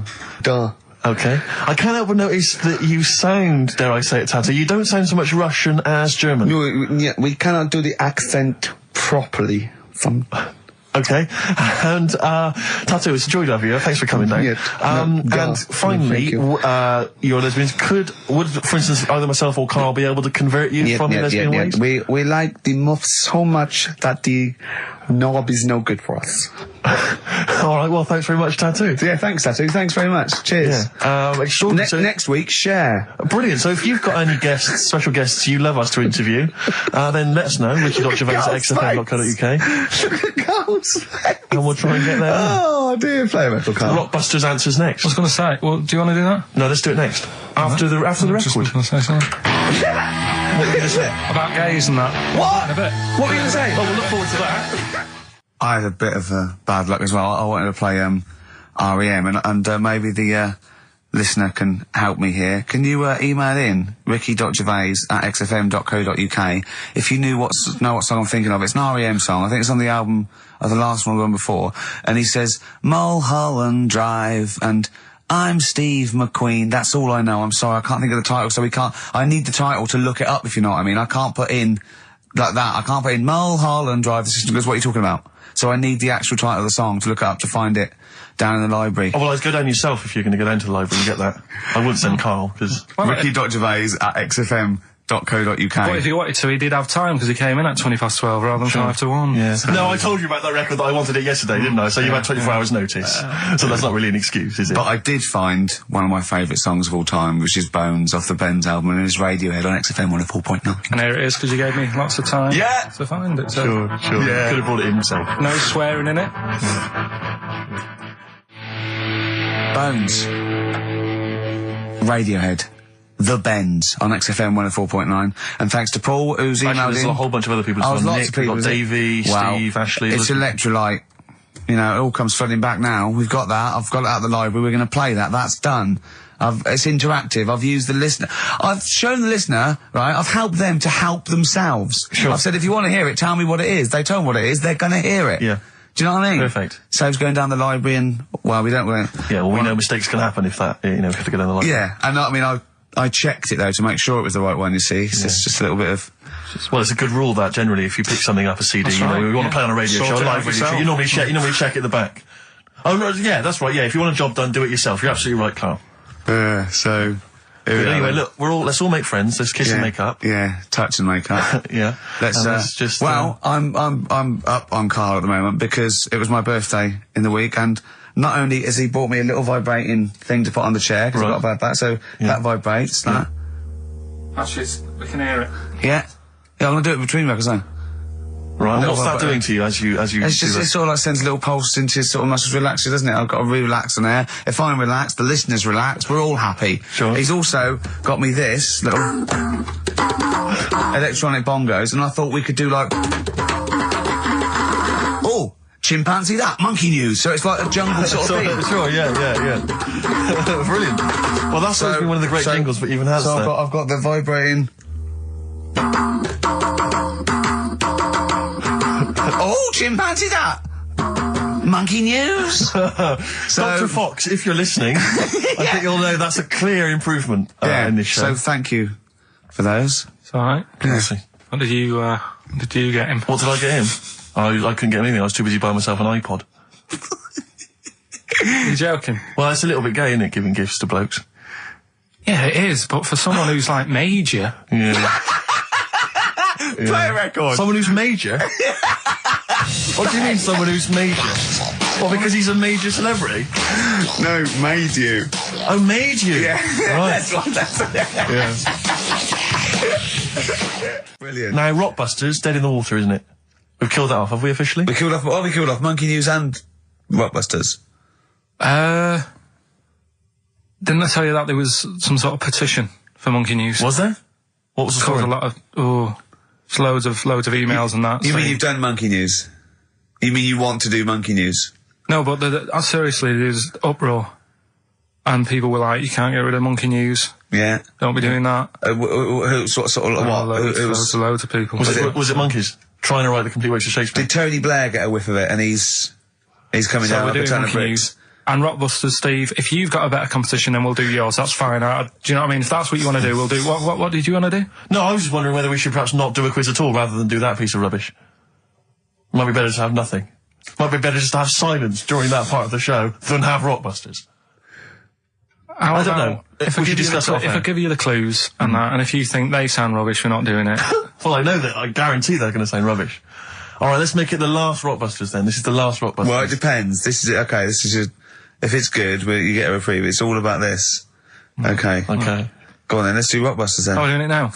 Should we play a record and do it after that? Do it after. Well, I'll tell you what. I'll tell you the prizes and then we'll come back with the clues. Because I've dug out that REM track. Excellent. So it's an interactive show.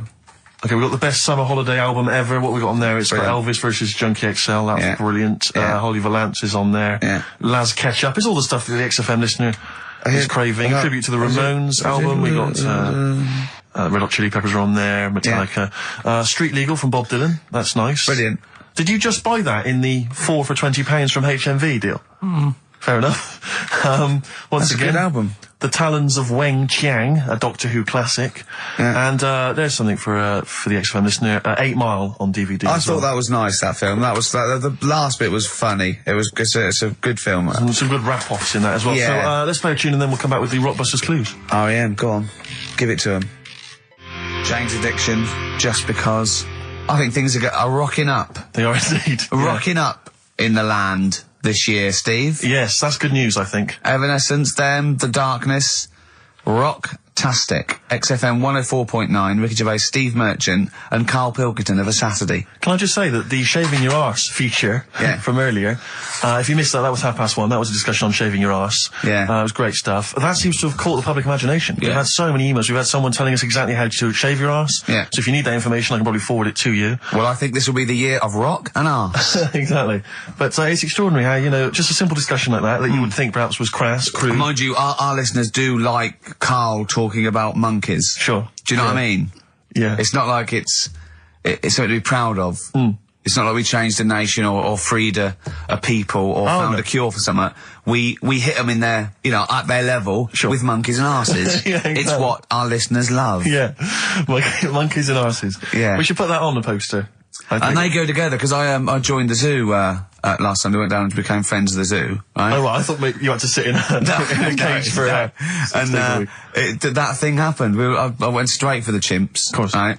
And there's sort of like 3 sort of big sort of adult ones there, and there's people with their kids, and I could see the people just putting their kids away as one of them went up and started putting his face up the other one's arse. Sure. And it was sort of like, I just can't be bothered to explain this to my children. Exactly. So I was just moving away. Oh, come on then. There's the lions. You're going to have a look at the lions. Yeah. What are they doing? They're just sniffing each other's asses. Yeah. Yes. I remember when I used to go to the zoo, I always felt there were certain animals that weren't getting a look in, really, that no one was particularly interested in. The tapir. Exactly. We were going straight to the snakes we were interested in. Yeah. Birds. I don't remember being particularly interested in birds. Big cats, although it's a bit depressing. Great apes. Yeah. Reptile, you're right, reptiles, yeah. Birds, unless it's a big one that you think can rip a dog apart. Yeah, a vulture. You go, or an brilliant. Eagle, Yeah, exactly, yeah. Owls are brilliant. Yeah, owl's great, but I've always wanted a little owl on my desk. I'd like be doing work and there'd be a little owl there, and I go, can you give me that pencil? And it just sort of goes over and gets me a pencil, goes, cheers, and it just watches me and it thinks I'm brilliant. Do you know what I mean? Not really, no. No? No, I've never had an urge to have any kind of animal sat on my desk. No, Karl? You'd like a little owl, wouldn't you, that helped you? No, I had a little magpie, didn't I? We've talked about that. Oh, he came down and started pecking your grifter, didn't he? Yeah. What was his name? Maggie. Sure. Brilliant. Inspired. And you took it to school and it didn't come back once, Didn't come back. Didn't see it again. Oh, dear. Did it ever peck your head? Because you used to have hair, didn't you? Yeah. No, it did. It started getting a bit violent. Really? Yeah. But was it becoming sort of age when it's probably sexual frustration sort, you know, because I think magpies go for shiny objects, don't they? And you were probably sort of probably losing it a little bit then in the front, and so when the sun was out, there's a bit of a sheen on the front. They saw a glare and thought, I'll have that. Yeah. What is that? That's brilliant. Yeah. Or as it was sort of pecking away, it mistook it for a tree.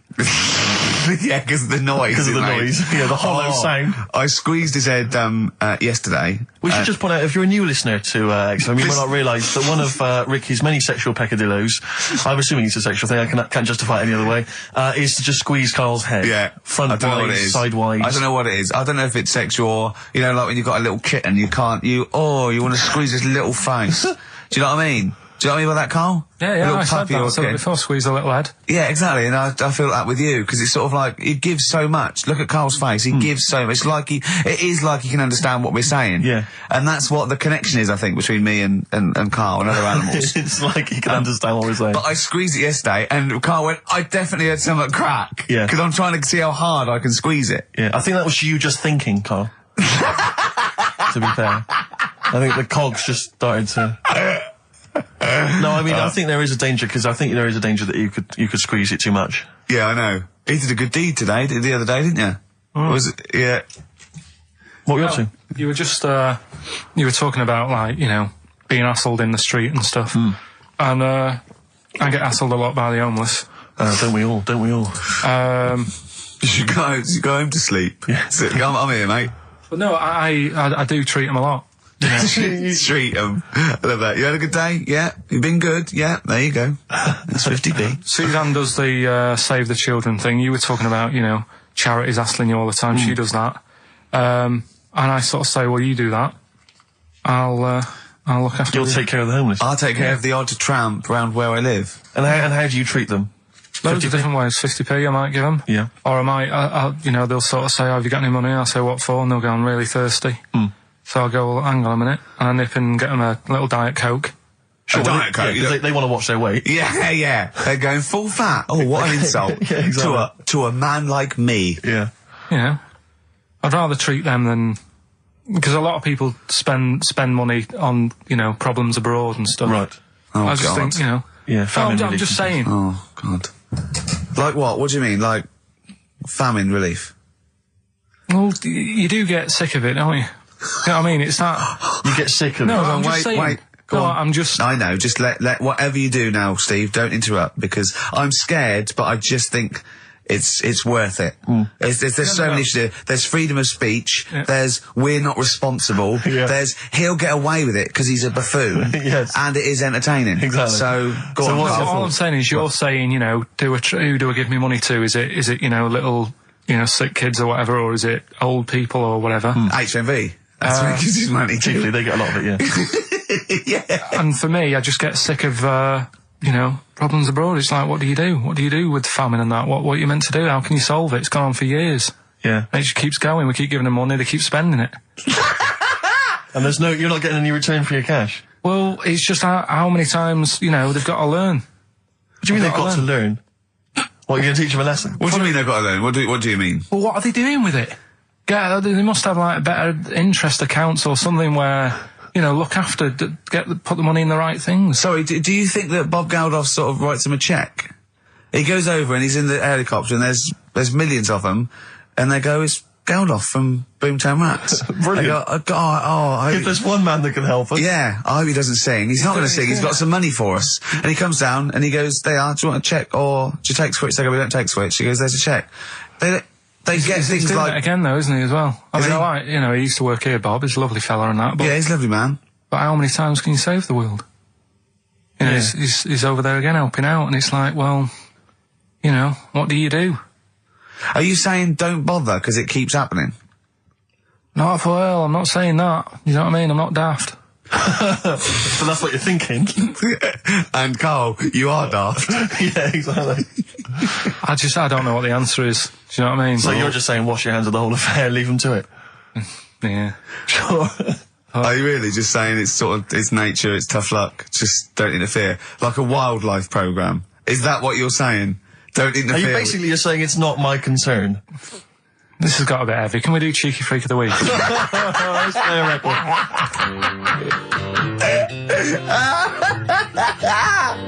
Oh, God! Oh. Placebo. This picture on XFM 104.9. Steve, you're thinking of taking over as producer, aren't you? Well, I just think it's a shambles. I've asked for Cheeky Freak of the Week, and it appears that Carl's not ready. He's not prepared. No, I can sort of remember it. It's just that I like to have all the information. Contempt for But the you've just listener. had just a whole bunch of adverts and placebo in order to get it ready. We're shouting, we're having a shout and that. Right, do you want to sort yourself out in future? Yeah. This is what we were chatting about. Someone emailed in about they watched the £200 tumour thing, and when it was removed, it was carried away in a wheelbarrow, right?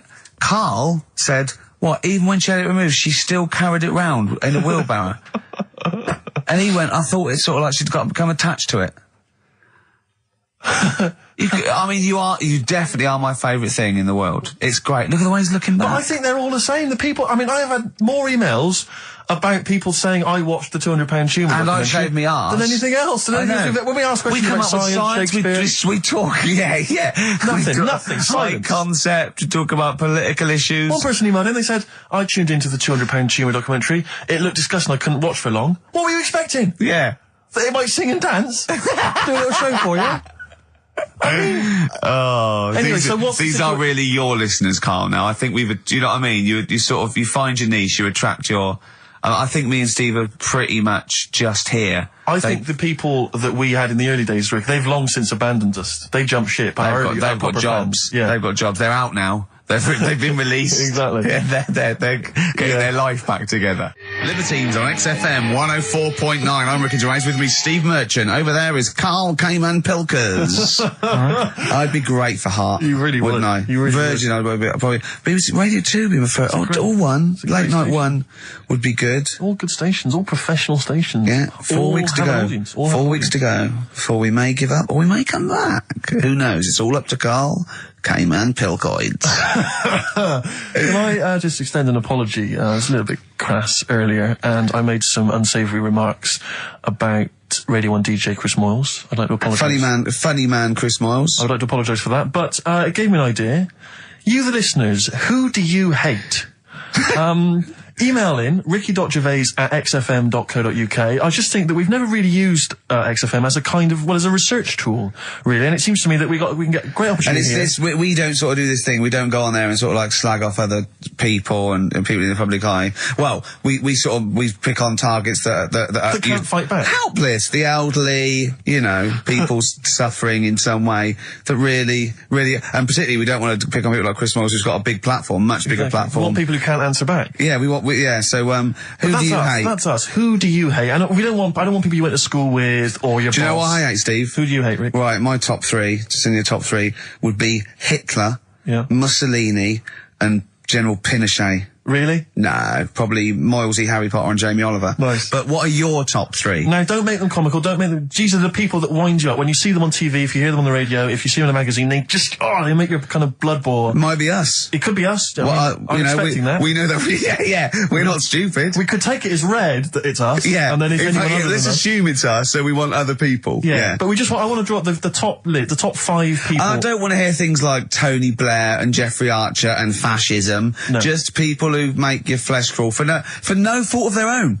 Well, really? Well, sometimes their own, because they're talentless or fat. But that'd be good. That'd be a good long-term poll over the next 4 weeks. And then in 4 weeks' time we go, well, we're off. We're in the top 10. Exactly. But here are the other 9. So I think it's just genuinely going to be quite interesting. So ricky.gervais@xfm.co.uk. Maybe who you hate and why. It's like giving a reason in the diary room. Yeah. You can't just nominate someone. You've got to say and why. Sure. But if you can't be bothered to write and why, just nominate.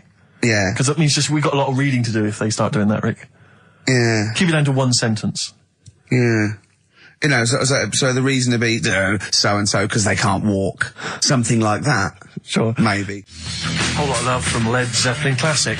On XFM 104.9, I'm Ricky Gervais, with me Steve Merchant, Karl Pilkington. We've not heard much from Karl this week. We haven't heard much from anyone who can speak Chinese for us either, so we're not that one on the head. I don't think we'll be learning Chinese today, Steve. What annoys me is I'm going to go out into the world still ignorant. I know, yeah. The only Chinese I learned was from Benny Hill. No, Benny Hill could speak fluent Chinese. Well, the only ones I know is you silly idiot is Siri Iria. Yes.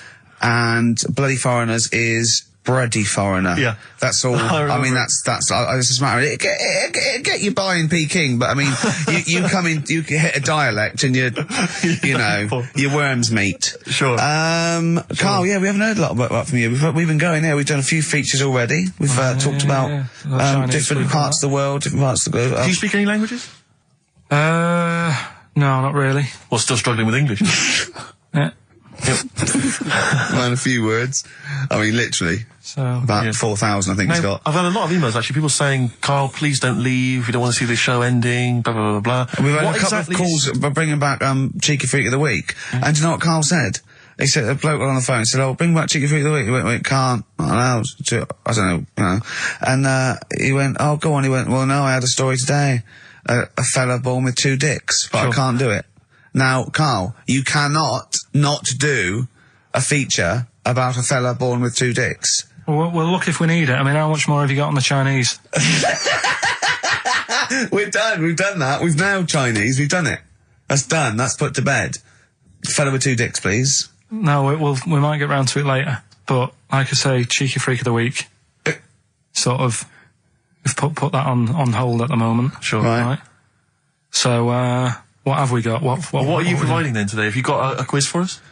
Yeah, we've got, what's her name if you want? We've got what? What's her name? What's her name? No, is that a new one? Don't know. Yeah, what's her name? Yeah. What girl am I thinking of? Songs of Phrase. We've got that coming up. All right. Monkey News. Monkey News.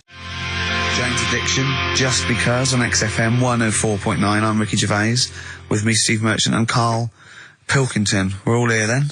Oi. About 1:05. Yeah. Got 2 hours to go. I imagine you've got all kinds of treats lined up, Rick. Well, there's lots of things on the show. Great music. Nirvana, Radiohead, The Darkness, to name but 3. Can I play something from Led Zeppelin later? Yeah, please do. And maybe some Neil Young. Oh. Now, coming up also on the show, we're continuing a thing we started. We've only got 4 weeks to go before maybe we either give it all together or go away for a couple of months. 4 weeks or 3 weeks now? Is it 3 weeks? Oh, I don't know. I think it's the 16th of August, isn't it? Cannot end soon enough. Wow. Might be that. It'd be a shame to end it forever, but it's all up to Karl. So, again, he's in a grumpy mood. We've told him to try and up his attitude, and it's them. It's the listener that counts, Karl, not us. We may be feeling bad, but you, the listener, counts. You come first, yeah? Okay, up, yeah? Big 'em up. Big up London. Big up you, the listener. Karl, leave yourself at home for a little while, yeah? We're going to continue that thing we started last week. We're doing the list of the most hated people in Britain. It's not us, it's the listener. So, keep coming, with those suggestions of people you just, obviously, you don't hate them. We don't want a list of mass murderers, dictators, and politicians. You can have them, but mass murderers and politicians. What's the difference? Oh, good point. Good point. Satire. Satire, yeah. No, we're doing some jokes like that as well, aren't we? Satire like that. We're trying to get onto Radio 4. Trying to get on there, yeah. And if there's any kind of amusing show that perhaps takes a sideways look at the week's news, and they need new people. If there are any Radio 4 producers who have been knocking around for about 12 years with the same old hacks, and they're desperately trying to get on telly, they want to give us a call. We're not interested. No. We've got bigger fish to fry. So if people that you hate, minor celebrities, people on TV, pop stars you don't like, email in ricky.gervais@xfm.co.uk. And I'll tell you what, then we'll do like the Channel 4 do, then we'll give you the sort of list of the top 10 at the end, and you can vote within that top 10. I'll tell you the ones out in front could we wire up some kind of premium rate phone line so that we make a fortune? We can't afford it, but when you email in, if you could also maybe send us a lottery ticket, then, we make something out of this. The ones in the lead, I'll do in no particular order, but these are the ones way out in front at the moment. It's Chris Moyles, Robbie Williams, Chris Tarrant, Davina McCall. Interesting. I'm sort of surprised at, but I know that it's probably just I think she's just been on TV too much lately. Yeah, that T-shirt annoys me. Big Mother. Sure. That annoys me. We don't care. We don't care whether you're pregnant or not. Loads of people have children. Yeah. I don't care. Get on with it. And Dominic Mohan. So but think of your own. There's a lot of people just coming up behind there, though. Graham Norton. He's just approaching from behind. That's the sort of stuff. It's sort of like we've done satire, we've done innuendo. I mean, he's the king of the double entendre. Well, he's the king of the single entendre, but we can double it up if you want. If anyone... 104.9, this is the sort of things we're available. Go on. I'm loving this. This is going to be good. I'm loving what's coming next. What? If any of the producers of Carry On London are listening and they need some new talent to write some smutty innuendo, I think we're your men. Yeah. Anyway. Karl, you better press the knob, right, to start the record. Spunk. Radiohead. There. And Go to Sleep on XFM 104.9. Don't go to sleep, we've got some more fun and great tunes coming up. Alright? Just to let you know that we've had a few new entrants on the listeners' hate poll. I just noticed Chris Evans is cropping up. Chris Evans has snuck in a couple of times. We've also had Jordan added to the list, along with Mick Hucknall. I think that's because, Pete, you reminded people. I know, I mentioned her and... Yeah, consequently. Come on, she's on think. Mick Hucknall, and also, this is what I'm strongly behind, Daniel Bedingfield. If you've ever heard him interviewed, if you've heard him interviewed, he's such a knob. Is he? He really is a bit. Don't get involved. We see the good about this is we don't get involved. This is not... does not necessarily reflect our opinions. There are a couple of people that are cropping up that I'm right behind, but I'm not going to give that away. So don't give your opinion, Steve, because then our hands are clean. Do you know who I love? Daniel Bedingfield. He's bloody brilliant. Do you know I think he's a comedy genius? Go on. Chris Moyles. But let's move on. Let's not. So anyway, listen, we'll be giving the top 10 of you, the listeners, votes, probably about 2 o'clock, and then from that list if we remember. If Karl doesn't lose the list. Yeah. Yeah. And from that list, we'll probably try and drop the top 3, maybe. Yeah. Darkness. I believe in a thing called love on XFM 104.9. Ricky Gervais, Steve Merchant, Karl Pilkington. Karl set the ball rolling with songs of phrase. Why don't they play swing ball? Referring, of course, to people in wheelchairs who play tennis, because he was disappointed they weren't getting around the court quickly enough. So why didn't they play swing ball? Yeah. Brilliant. Someone just emailed in saying because if they hit it to the top, they wouldn't be able to reach it to unravel it. Exactly. Which is a good point. Yeah. But I mean, nonetheless, good and bad in people in wheelchairs? Do you want to do that? Good and bad things about people in wheelchairs. Good and bad. Yeah. Suppose.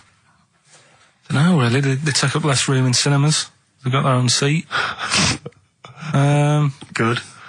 That's good, is it? That's a good thing. Yeah, good. Yeah, well done.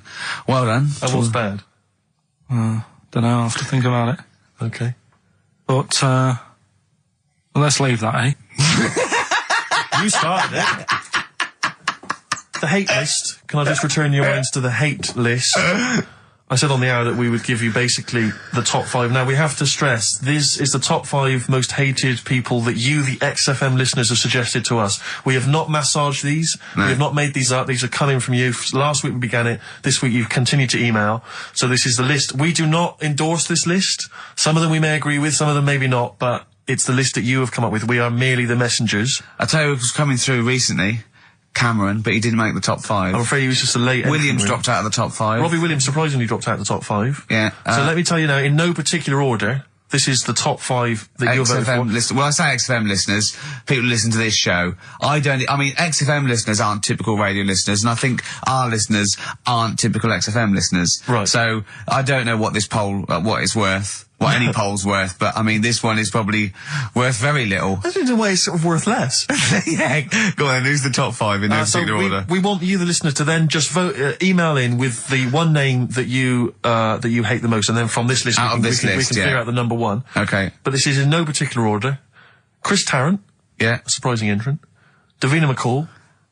I don't think he's that surprising. Well, anyway, I mean, I'm not going to editorialise. No, I'm not saying. I'm saying I imagine XFM listeners pretty much despise someone like Chris Tarrant. Okay, well anyway, Chris Tarrant's on there, Davina McCall, yeah. Patrick Kilty, right, Graham Norton, right, and Chris Moyles.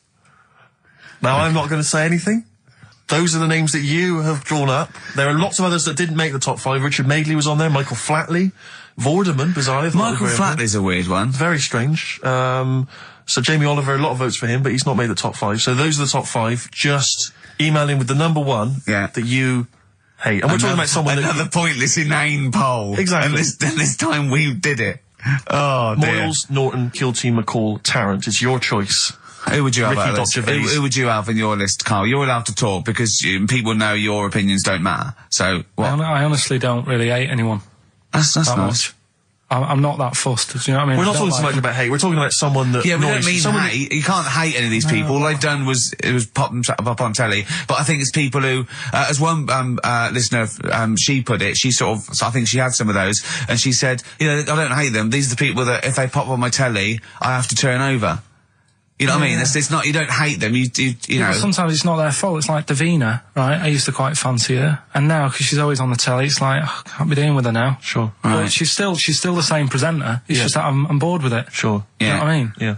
So, I'm not getting involved in it. Okay. Do you know what I mean? Don't want to offend anyone. Let me just give the email address. Let me just give the email address. I just said it, so don't talk over it. Okay, I'm going to do Carl's top thing. Ricky.gervais@xfm.co.uk. That's also the email address for your answers to this week's Songs of Phrase. Play it again, Carl, if you would. Go on. Tell me why, tell me why, tell me why. Don't play the game of swing. We just want the artists, is that right? Yeah, that will do. I've got 2 that you don't like. Not that you hate them, but that you sort of like, don't agree with them. Would Liverpudlians be in your list? Probably. What about gay fellas in toilets looking at you? Well, I think they've sorted that out. So.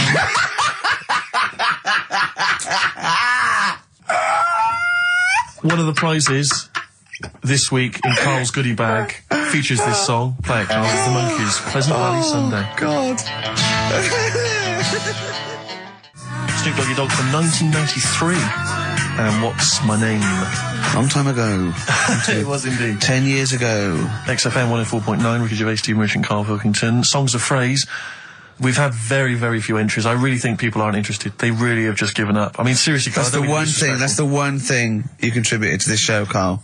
And it's the weak link, I think. Missing link? In the chain. The missing link. Oh, do you reckon there is one, Carl? Do you reckon they'll ever find the missing link?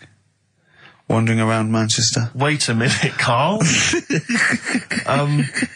stats then. Let's have the answers, if we can. Right, there was, let's specials. play it once more. Alright. Tell me why, tell me why, tell me why. Special. Yeah. Jermaine Jackson. The game of swing. Right, there was, Play the Game of Love. I think that was Wayne Fontana and the Mindbenders. Right, you think, but you're not sure. Louis Armstrong was the Don't Mean a Thing If It Ain't Got That Swing. Yeah. And Queen, Don't Stop Me Now, We're Having a Good Time, and that. We're having a ball. We're having a ball. Yeah. Well, I mean, considering you yourself weren't entirely clear, I think it's only fair to give it to Paul Brown, who got some of the answers right. PB, you are getting those prizes. Well, they are PB. on their way They're to you winging now. their way to you. Okay, the stats are in for the XFM listener hate list. Some interesting results. Go on then. Reverse order. Okay, in 5th place. In 5th place. Interesting, Davina McCall. Yeah, I think that's his reflection of being on telly all the time and running out of stuff and being a bit over the top and yeah. 4th position. Yeah. Christopher Tarrant.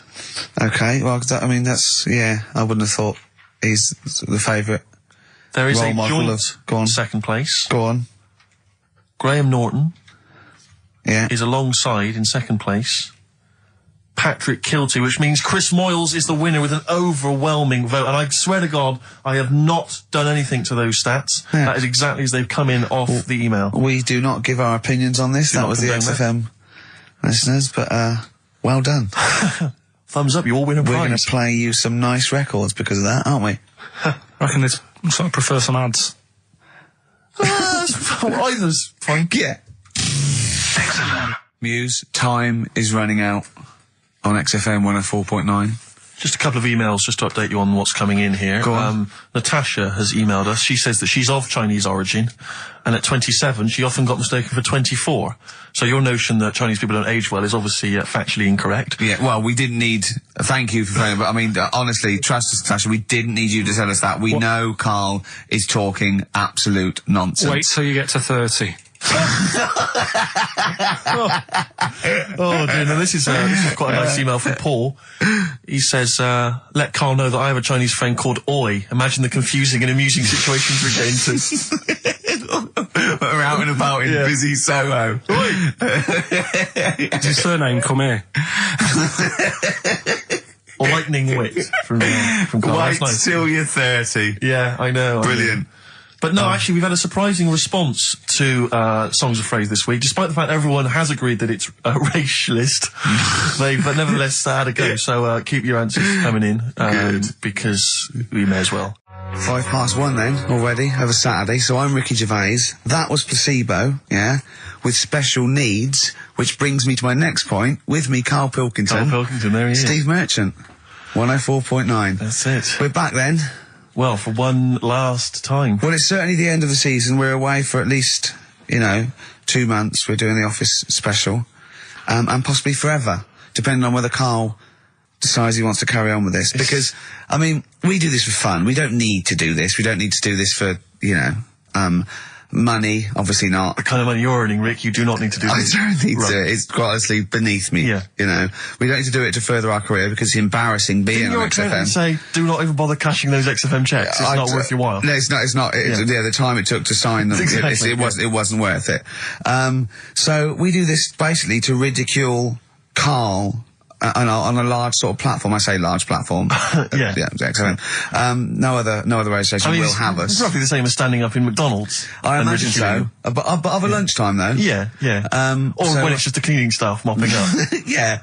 So, and if Karl doesn't come back, he's breaking up the three-way partnership. He's very much forever. Sting, isn't he? Yeah. Like, what, 1986, 87? Exactly. He's going to go off and sort of make some quite poor, sort of jazz-inflected white man soul. Yeah. And leaving us to go about our business. Play pizza places. Exactly, yeah. Yeah, well, I'm going to go into sort of maybe writing Say, Dad, soundtracks. why can't I be in the CIA? Yeah. You don't know anything about it. You're a drummer. Yeah, yeah. So we'll have to see. I mean, do you think anyone cares? I wouldn't have thought so. Because I think if someone was interested in having some good chat and some great laughs, they'd spend more time with their friends. Yeah. Or listen to another radio Or station. listen to a decent radio John show. I Ross think or something like that. Yeah. they listen to XFM for some music to have on in the background that's loud enough so they can hear it while they're hoovering. Yeah. I don't think our fans hoover. Well, true. I think true. you've got to have... Or shoot up, whatever. I think you've got to have a house to hoover. I'll tell you what they do want, though. Some great music. They do indeed. They'll be saying, since you've been gone. See that? That's the sort of link I can do if we stay If you together. could cut out all the other drivel you speak, you'd be great on Magic. I know, yeah. You've got Come on. I know, you've got a rainbow something, haven't you? Rainbow. You got a rainbow something? Oh, it's rainbow. Well, I mean, for a last show, that song had everything. It's got 2 guitar solos. Yes. It's got a key change. It's got Bad Grammar, Since You've Been Gone by Rainbow, and that's for Camfield, the Prince of Rock. Yeah. He's going to be the king when Vance, you know, just hands over his crown. Yeah. And you've still got that on XFM, so, you know, don't worry about us going, oh, you weren't? Oh, okay then. No one cares. No one cares. This is our last show. Let's make it a good one. Let me give out the email address, because I imagine there's going to be a flood of emails demanding please, this day. Carl, keep the team together. Yes, it's jono.coleman. Coleman's not a team. He's just a big lad. Yeah. Right, come on. What do you mean, come on? I've got nothing. Ricky.Gervais. Oh, Ricky.Gervais at XFM. Or Karl.Pilkington, because you can do it throughout the week. You can do it throughout the 2 months. And what's the phone number for XFM? 0207. Is it 766 6000?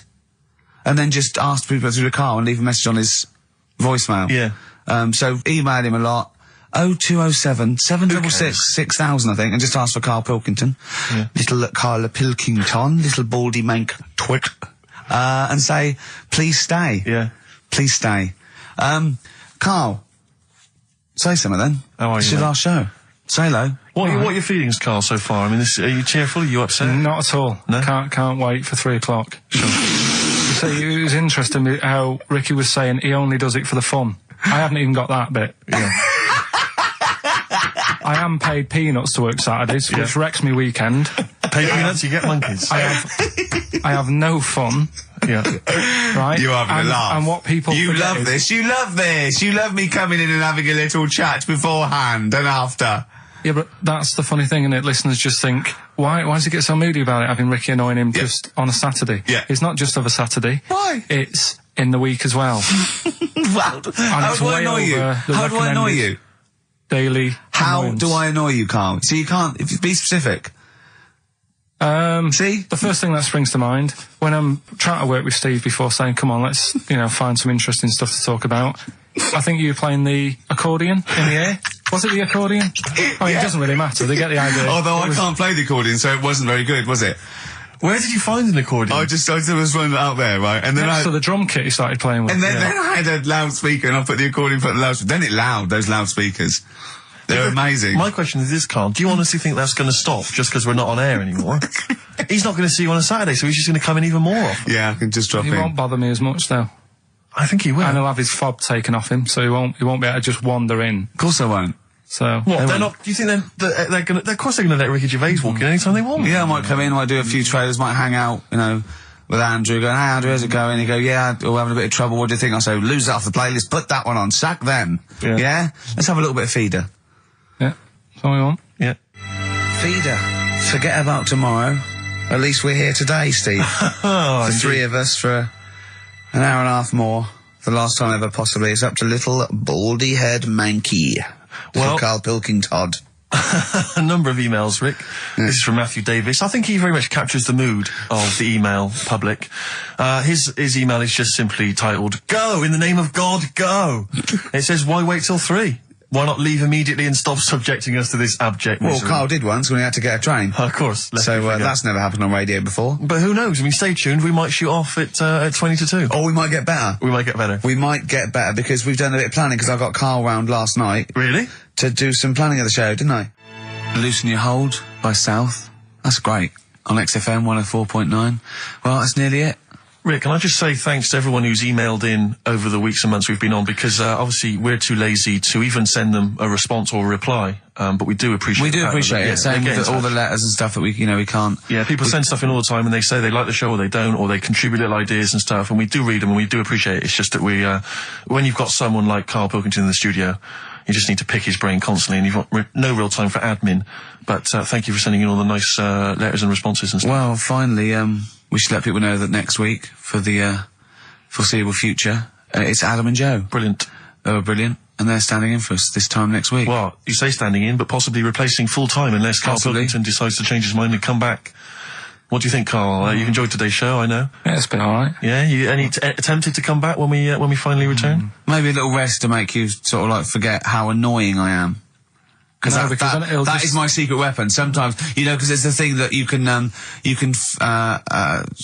fleece a sheep as many times as you want, but you can only skin it once. Sure. So what I do is sort of like, I fleece her. I never actually completely lose a friend. I tease them and talk to them to the point where they're going to leave me, and I go, oh, anyway, how are you doing? They go, I'll sort of confuse them. Yeah. And that's what I've done with you today. And I think over the next couple of months, where I'm sort of nice on the phone, I'm not squeezing your head, you'll go, he's all right, Rick. What? Yeah, and then I'll get you back in it. And then I'll absolutely rip you to pieces again. I'll be dealing with. So, but hopefully, and also, unlike a lot of my friends who are clever, I don't have to worry about you because you will forget. Because you've got you've got a tiny little intellect. And do you know what I mean? You'll forget this conversation even took place. Oh! So if the Telegraph are listening, that is the sort of quality entertainment you get. Well, you don't anymore. Let's just put a song on then. Yeah, that's the end. Goodbye, everybody. Have a lovely summer. Yeah, the rest of it. And we might see you in October. We might not. It's up to Karl Pilkington. Chances are slim. So call 0207 766 6000. Ask for Karl Pilkington. Or email him. What's this? This is Tim Buckley to end with. I think you'll enjoy this. It's called Once I Andrew Was. Phillips. Call Andrew Phillips. See ya.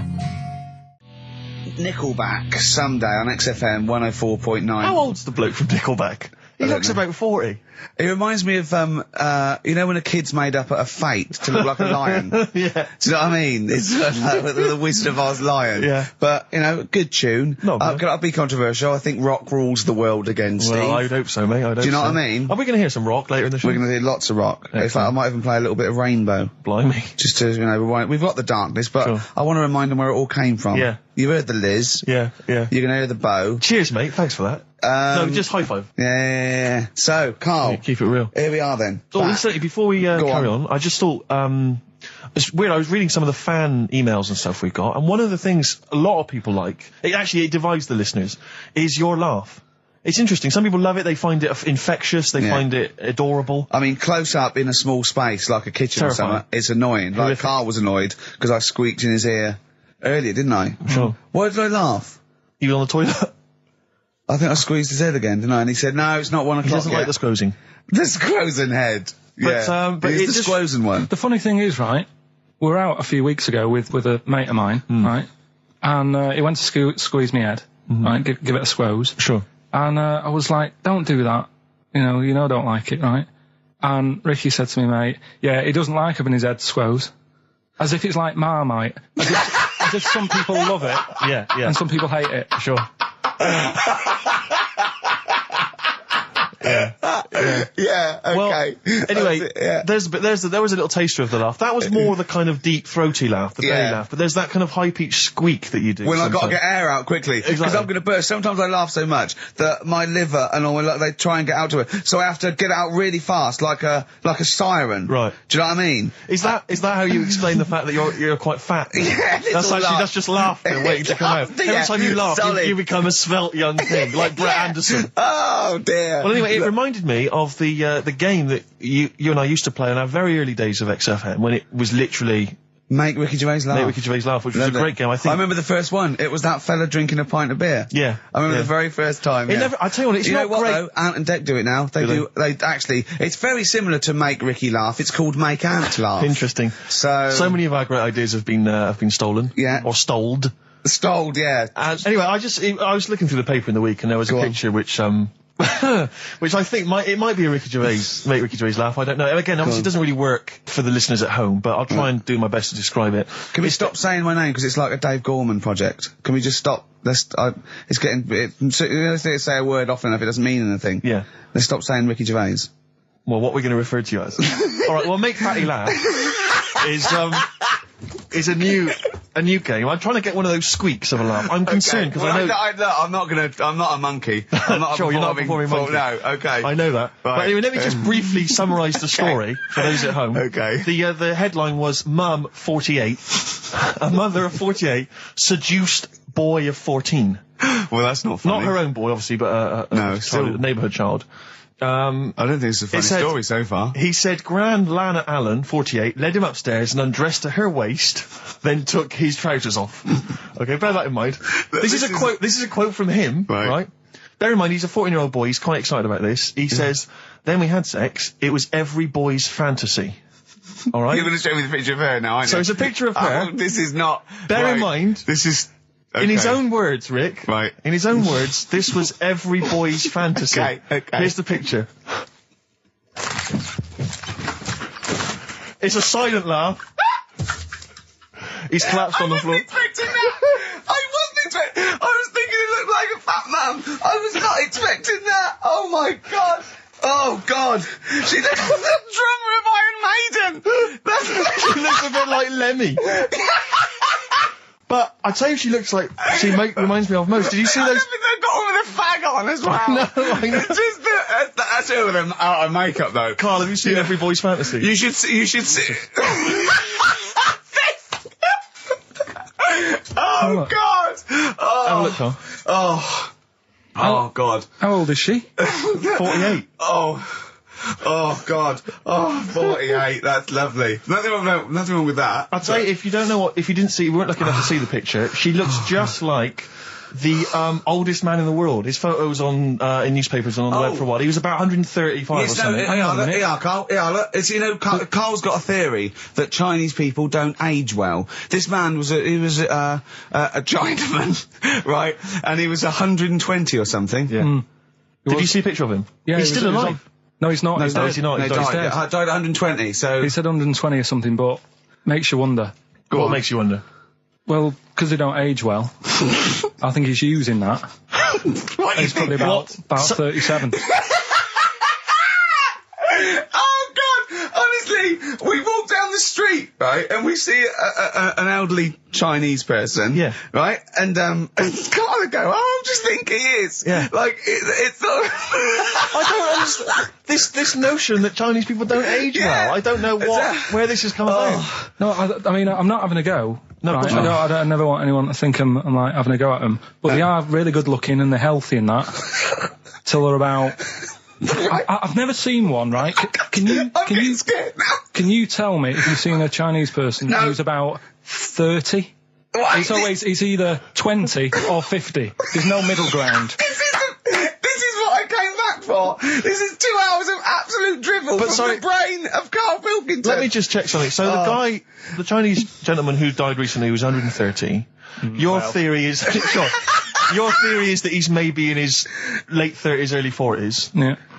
This is an elaborate conspiracy on his part, because obviously whenever they talk about the oldest people in the world, it is always a Chinese person. Yeah. Invariably. They do, yeah. I mean, they seem to win that every year. Go on. So your theory is that in those small backwater villages in China... Ross McWhirter comes to a little village. They go, the Guinness guy's on the way. He goes, well, until recently, the oldest person in the world, how old are you? And they're so embarrassed, because they think they look about 120, they go, 120, they go, really? They go, yeah, can I have his birth certificate? No. In fact, I think this Chinese bloke it wasn't verified with the conspiracy because he didn't have his papers. Didn't have his papers, no. So is this the same one or a different fella? I think it might be the same guy. I'm not sure. Trying it on.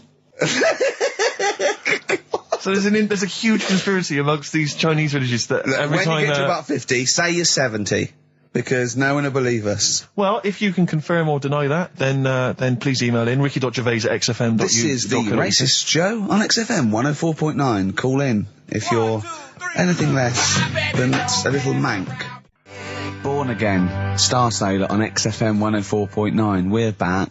It's the 1st of November. Ricky Gervais, Steve Merchant, Karl Pilkington. It's the same old email address if people want to get in touch. ricky.gervais@xfm.co.uk. We've had a couple of emails, Rick. Someone, actually Ian, he's emailed in. He said that because of the blinking postman, it's his wife's birthday today. She's had no cards or presents because, presumably because she's got no friends, but also because of the postal strike. But you won't be able to use that excuse for Suzanne's birthday again, because she knows that the postal strike won't be on around that time. All right, Carl. But anyway, so would you just say happy birthday to Tracy? Have those condoms run out yet that you got for Christmas?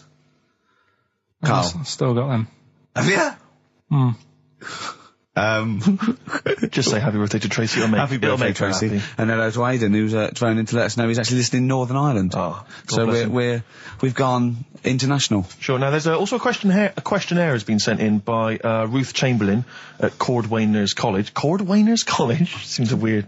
Cordwainers. It used to, yeah. It's either used to be a poly or a laundrette. I think it's, yeah. Anyway, it's it's something that she's doing for, she's studying product design for the fashion industry. And anyway, she's got, some questionnaire. And we're too busy and important to fill out the questionnaire. But we thought maybe you could answer it, Carl. Look, Carl, look, he's yawning, he's looking round, he's only got to do 2 hours and he gets a whole day off and he's getting paid for it. Do something, Carl. Be grateful. You've probably ruined a man's career. He's ridiculed now for doing this. He's so weak where he should have squoze your head and kicked you out of the building. So, let's have a little bit of effort. You've only got an hour and a quarter to do, then you get 2 days off, alright? Alright. Right, Carl, it's a questionnaire about happiness. Oh, yeah. If there's one person... Well, that should answer it right where. The first question, Carl, on a happy scale of 1 to 10, where are you on the happy scale? Is it at this moment or in general? Well, I would say generally. Okay. Yeah, but you don't always have to, like... I mean, I think I'm happy in that, but I don't always show it. You never show it? No, but it doesn't mean I'm not happy in that. Like, I'm alright at the moment. I'd say I'm probably about an 8. I was probably on about a 9 when I woke up, right? And then, sort of fell out with Suzanne over her haircut. Yeah. Right? She went for a haircut and came back with something that I didn't like. Sorry, what did you say? So when your girlfriend walked to the door, she had her hair done, you said, I don't like it, alright? She could tell by the look on my face. But don't you say, no, I'm happy with it, I just can't tell. I'm loving it. Because then she won't have it done again. Oh, Carl, I just cannot get over you. I really can't. No, but you haven't seen it.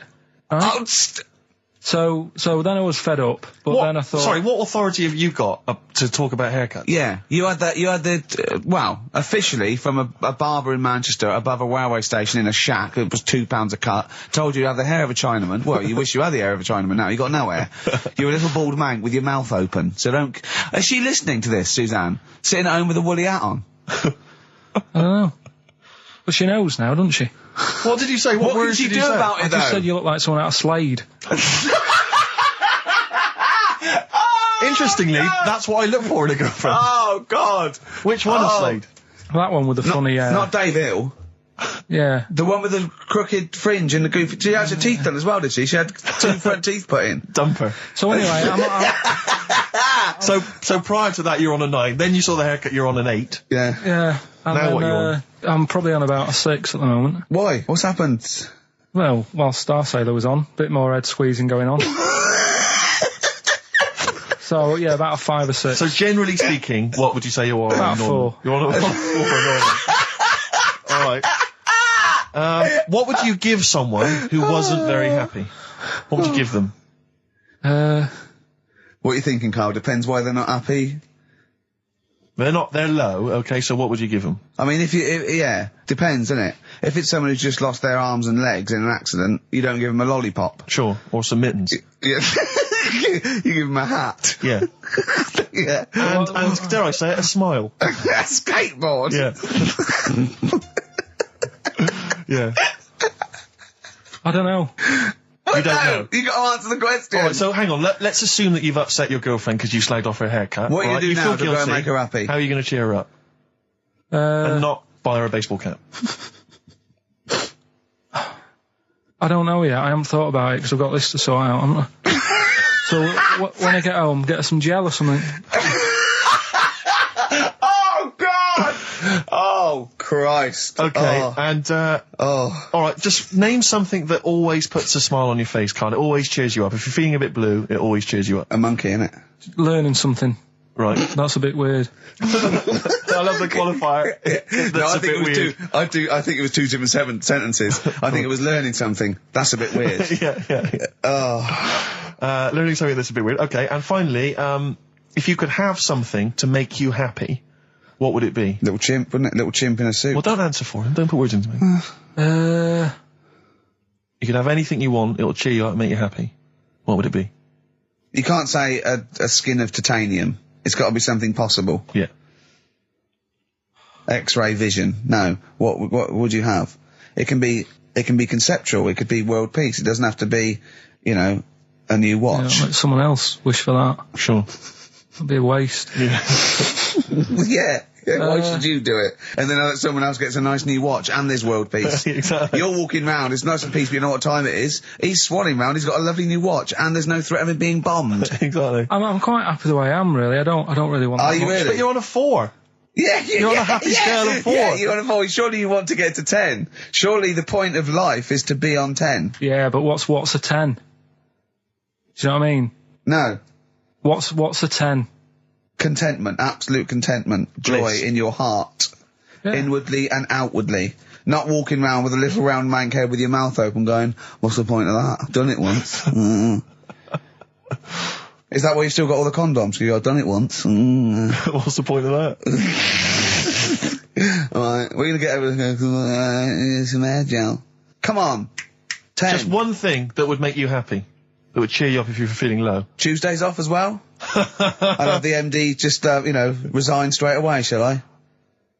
I honestly don't know what would make me happy just like that. Because I am happy. I know you say I'm fed up and that. Do you know what? He said he wouldn't want to be too rich. He said, because if I was too rich, then Suzanne would say, let's go around the world. He said he wants to be rich enough, so they're happy in that, they got their bathroom and everything, but they still can't afford any more holidays a year. Think of that wish. Think of that capping your wishes. Yeah. Do you know what I mean? Putting a ceiling on your ambition. I love it. It's genius. Look at his face. Play a record.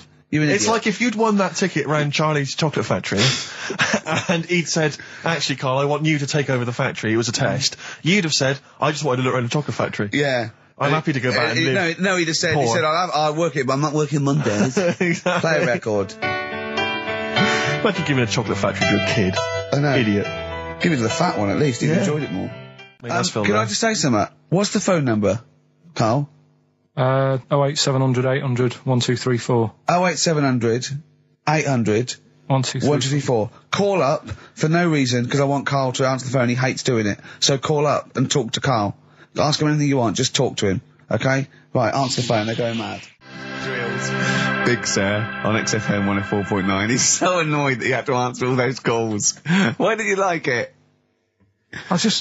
We're wasting time, aren't we? That's your listenership. No. They want to speak to you. No, that's nice and everything that people call up. Yeah. But we should be concentrating on what we're doing. Yeah, well, but I do this show to annoy you. I don't do it for the money, or the kudos, or the awards. Do you know what I mean? I do it so you have to be here and do what I say for 2 hours, because you're getting away with murder here in the week. I don't like seeing that. I don't like injustice in the world. I try and fight it wherever I can. So I do it to annoy... It's good of you, Rick. Thanks for doing that, mate. Yeah. It's interesting, though, that you're passionate about fighting injustice, but you focus specifically on Carl at XFM. One of the world's lesser crimes. Being a little bald mank twat. Exactly. I know, yeah, but nonetheless, it is a crime.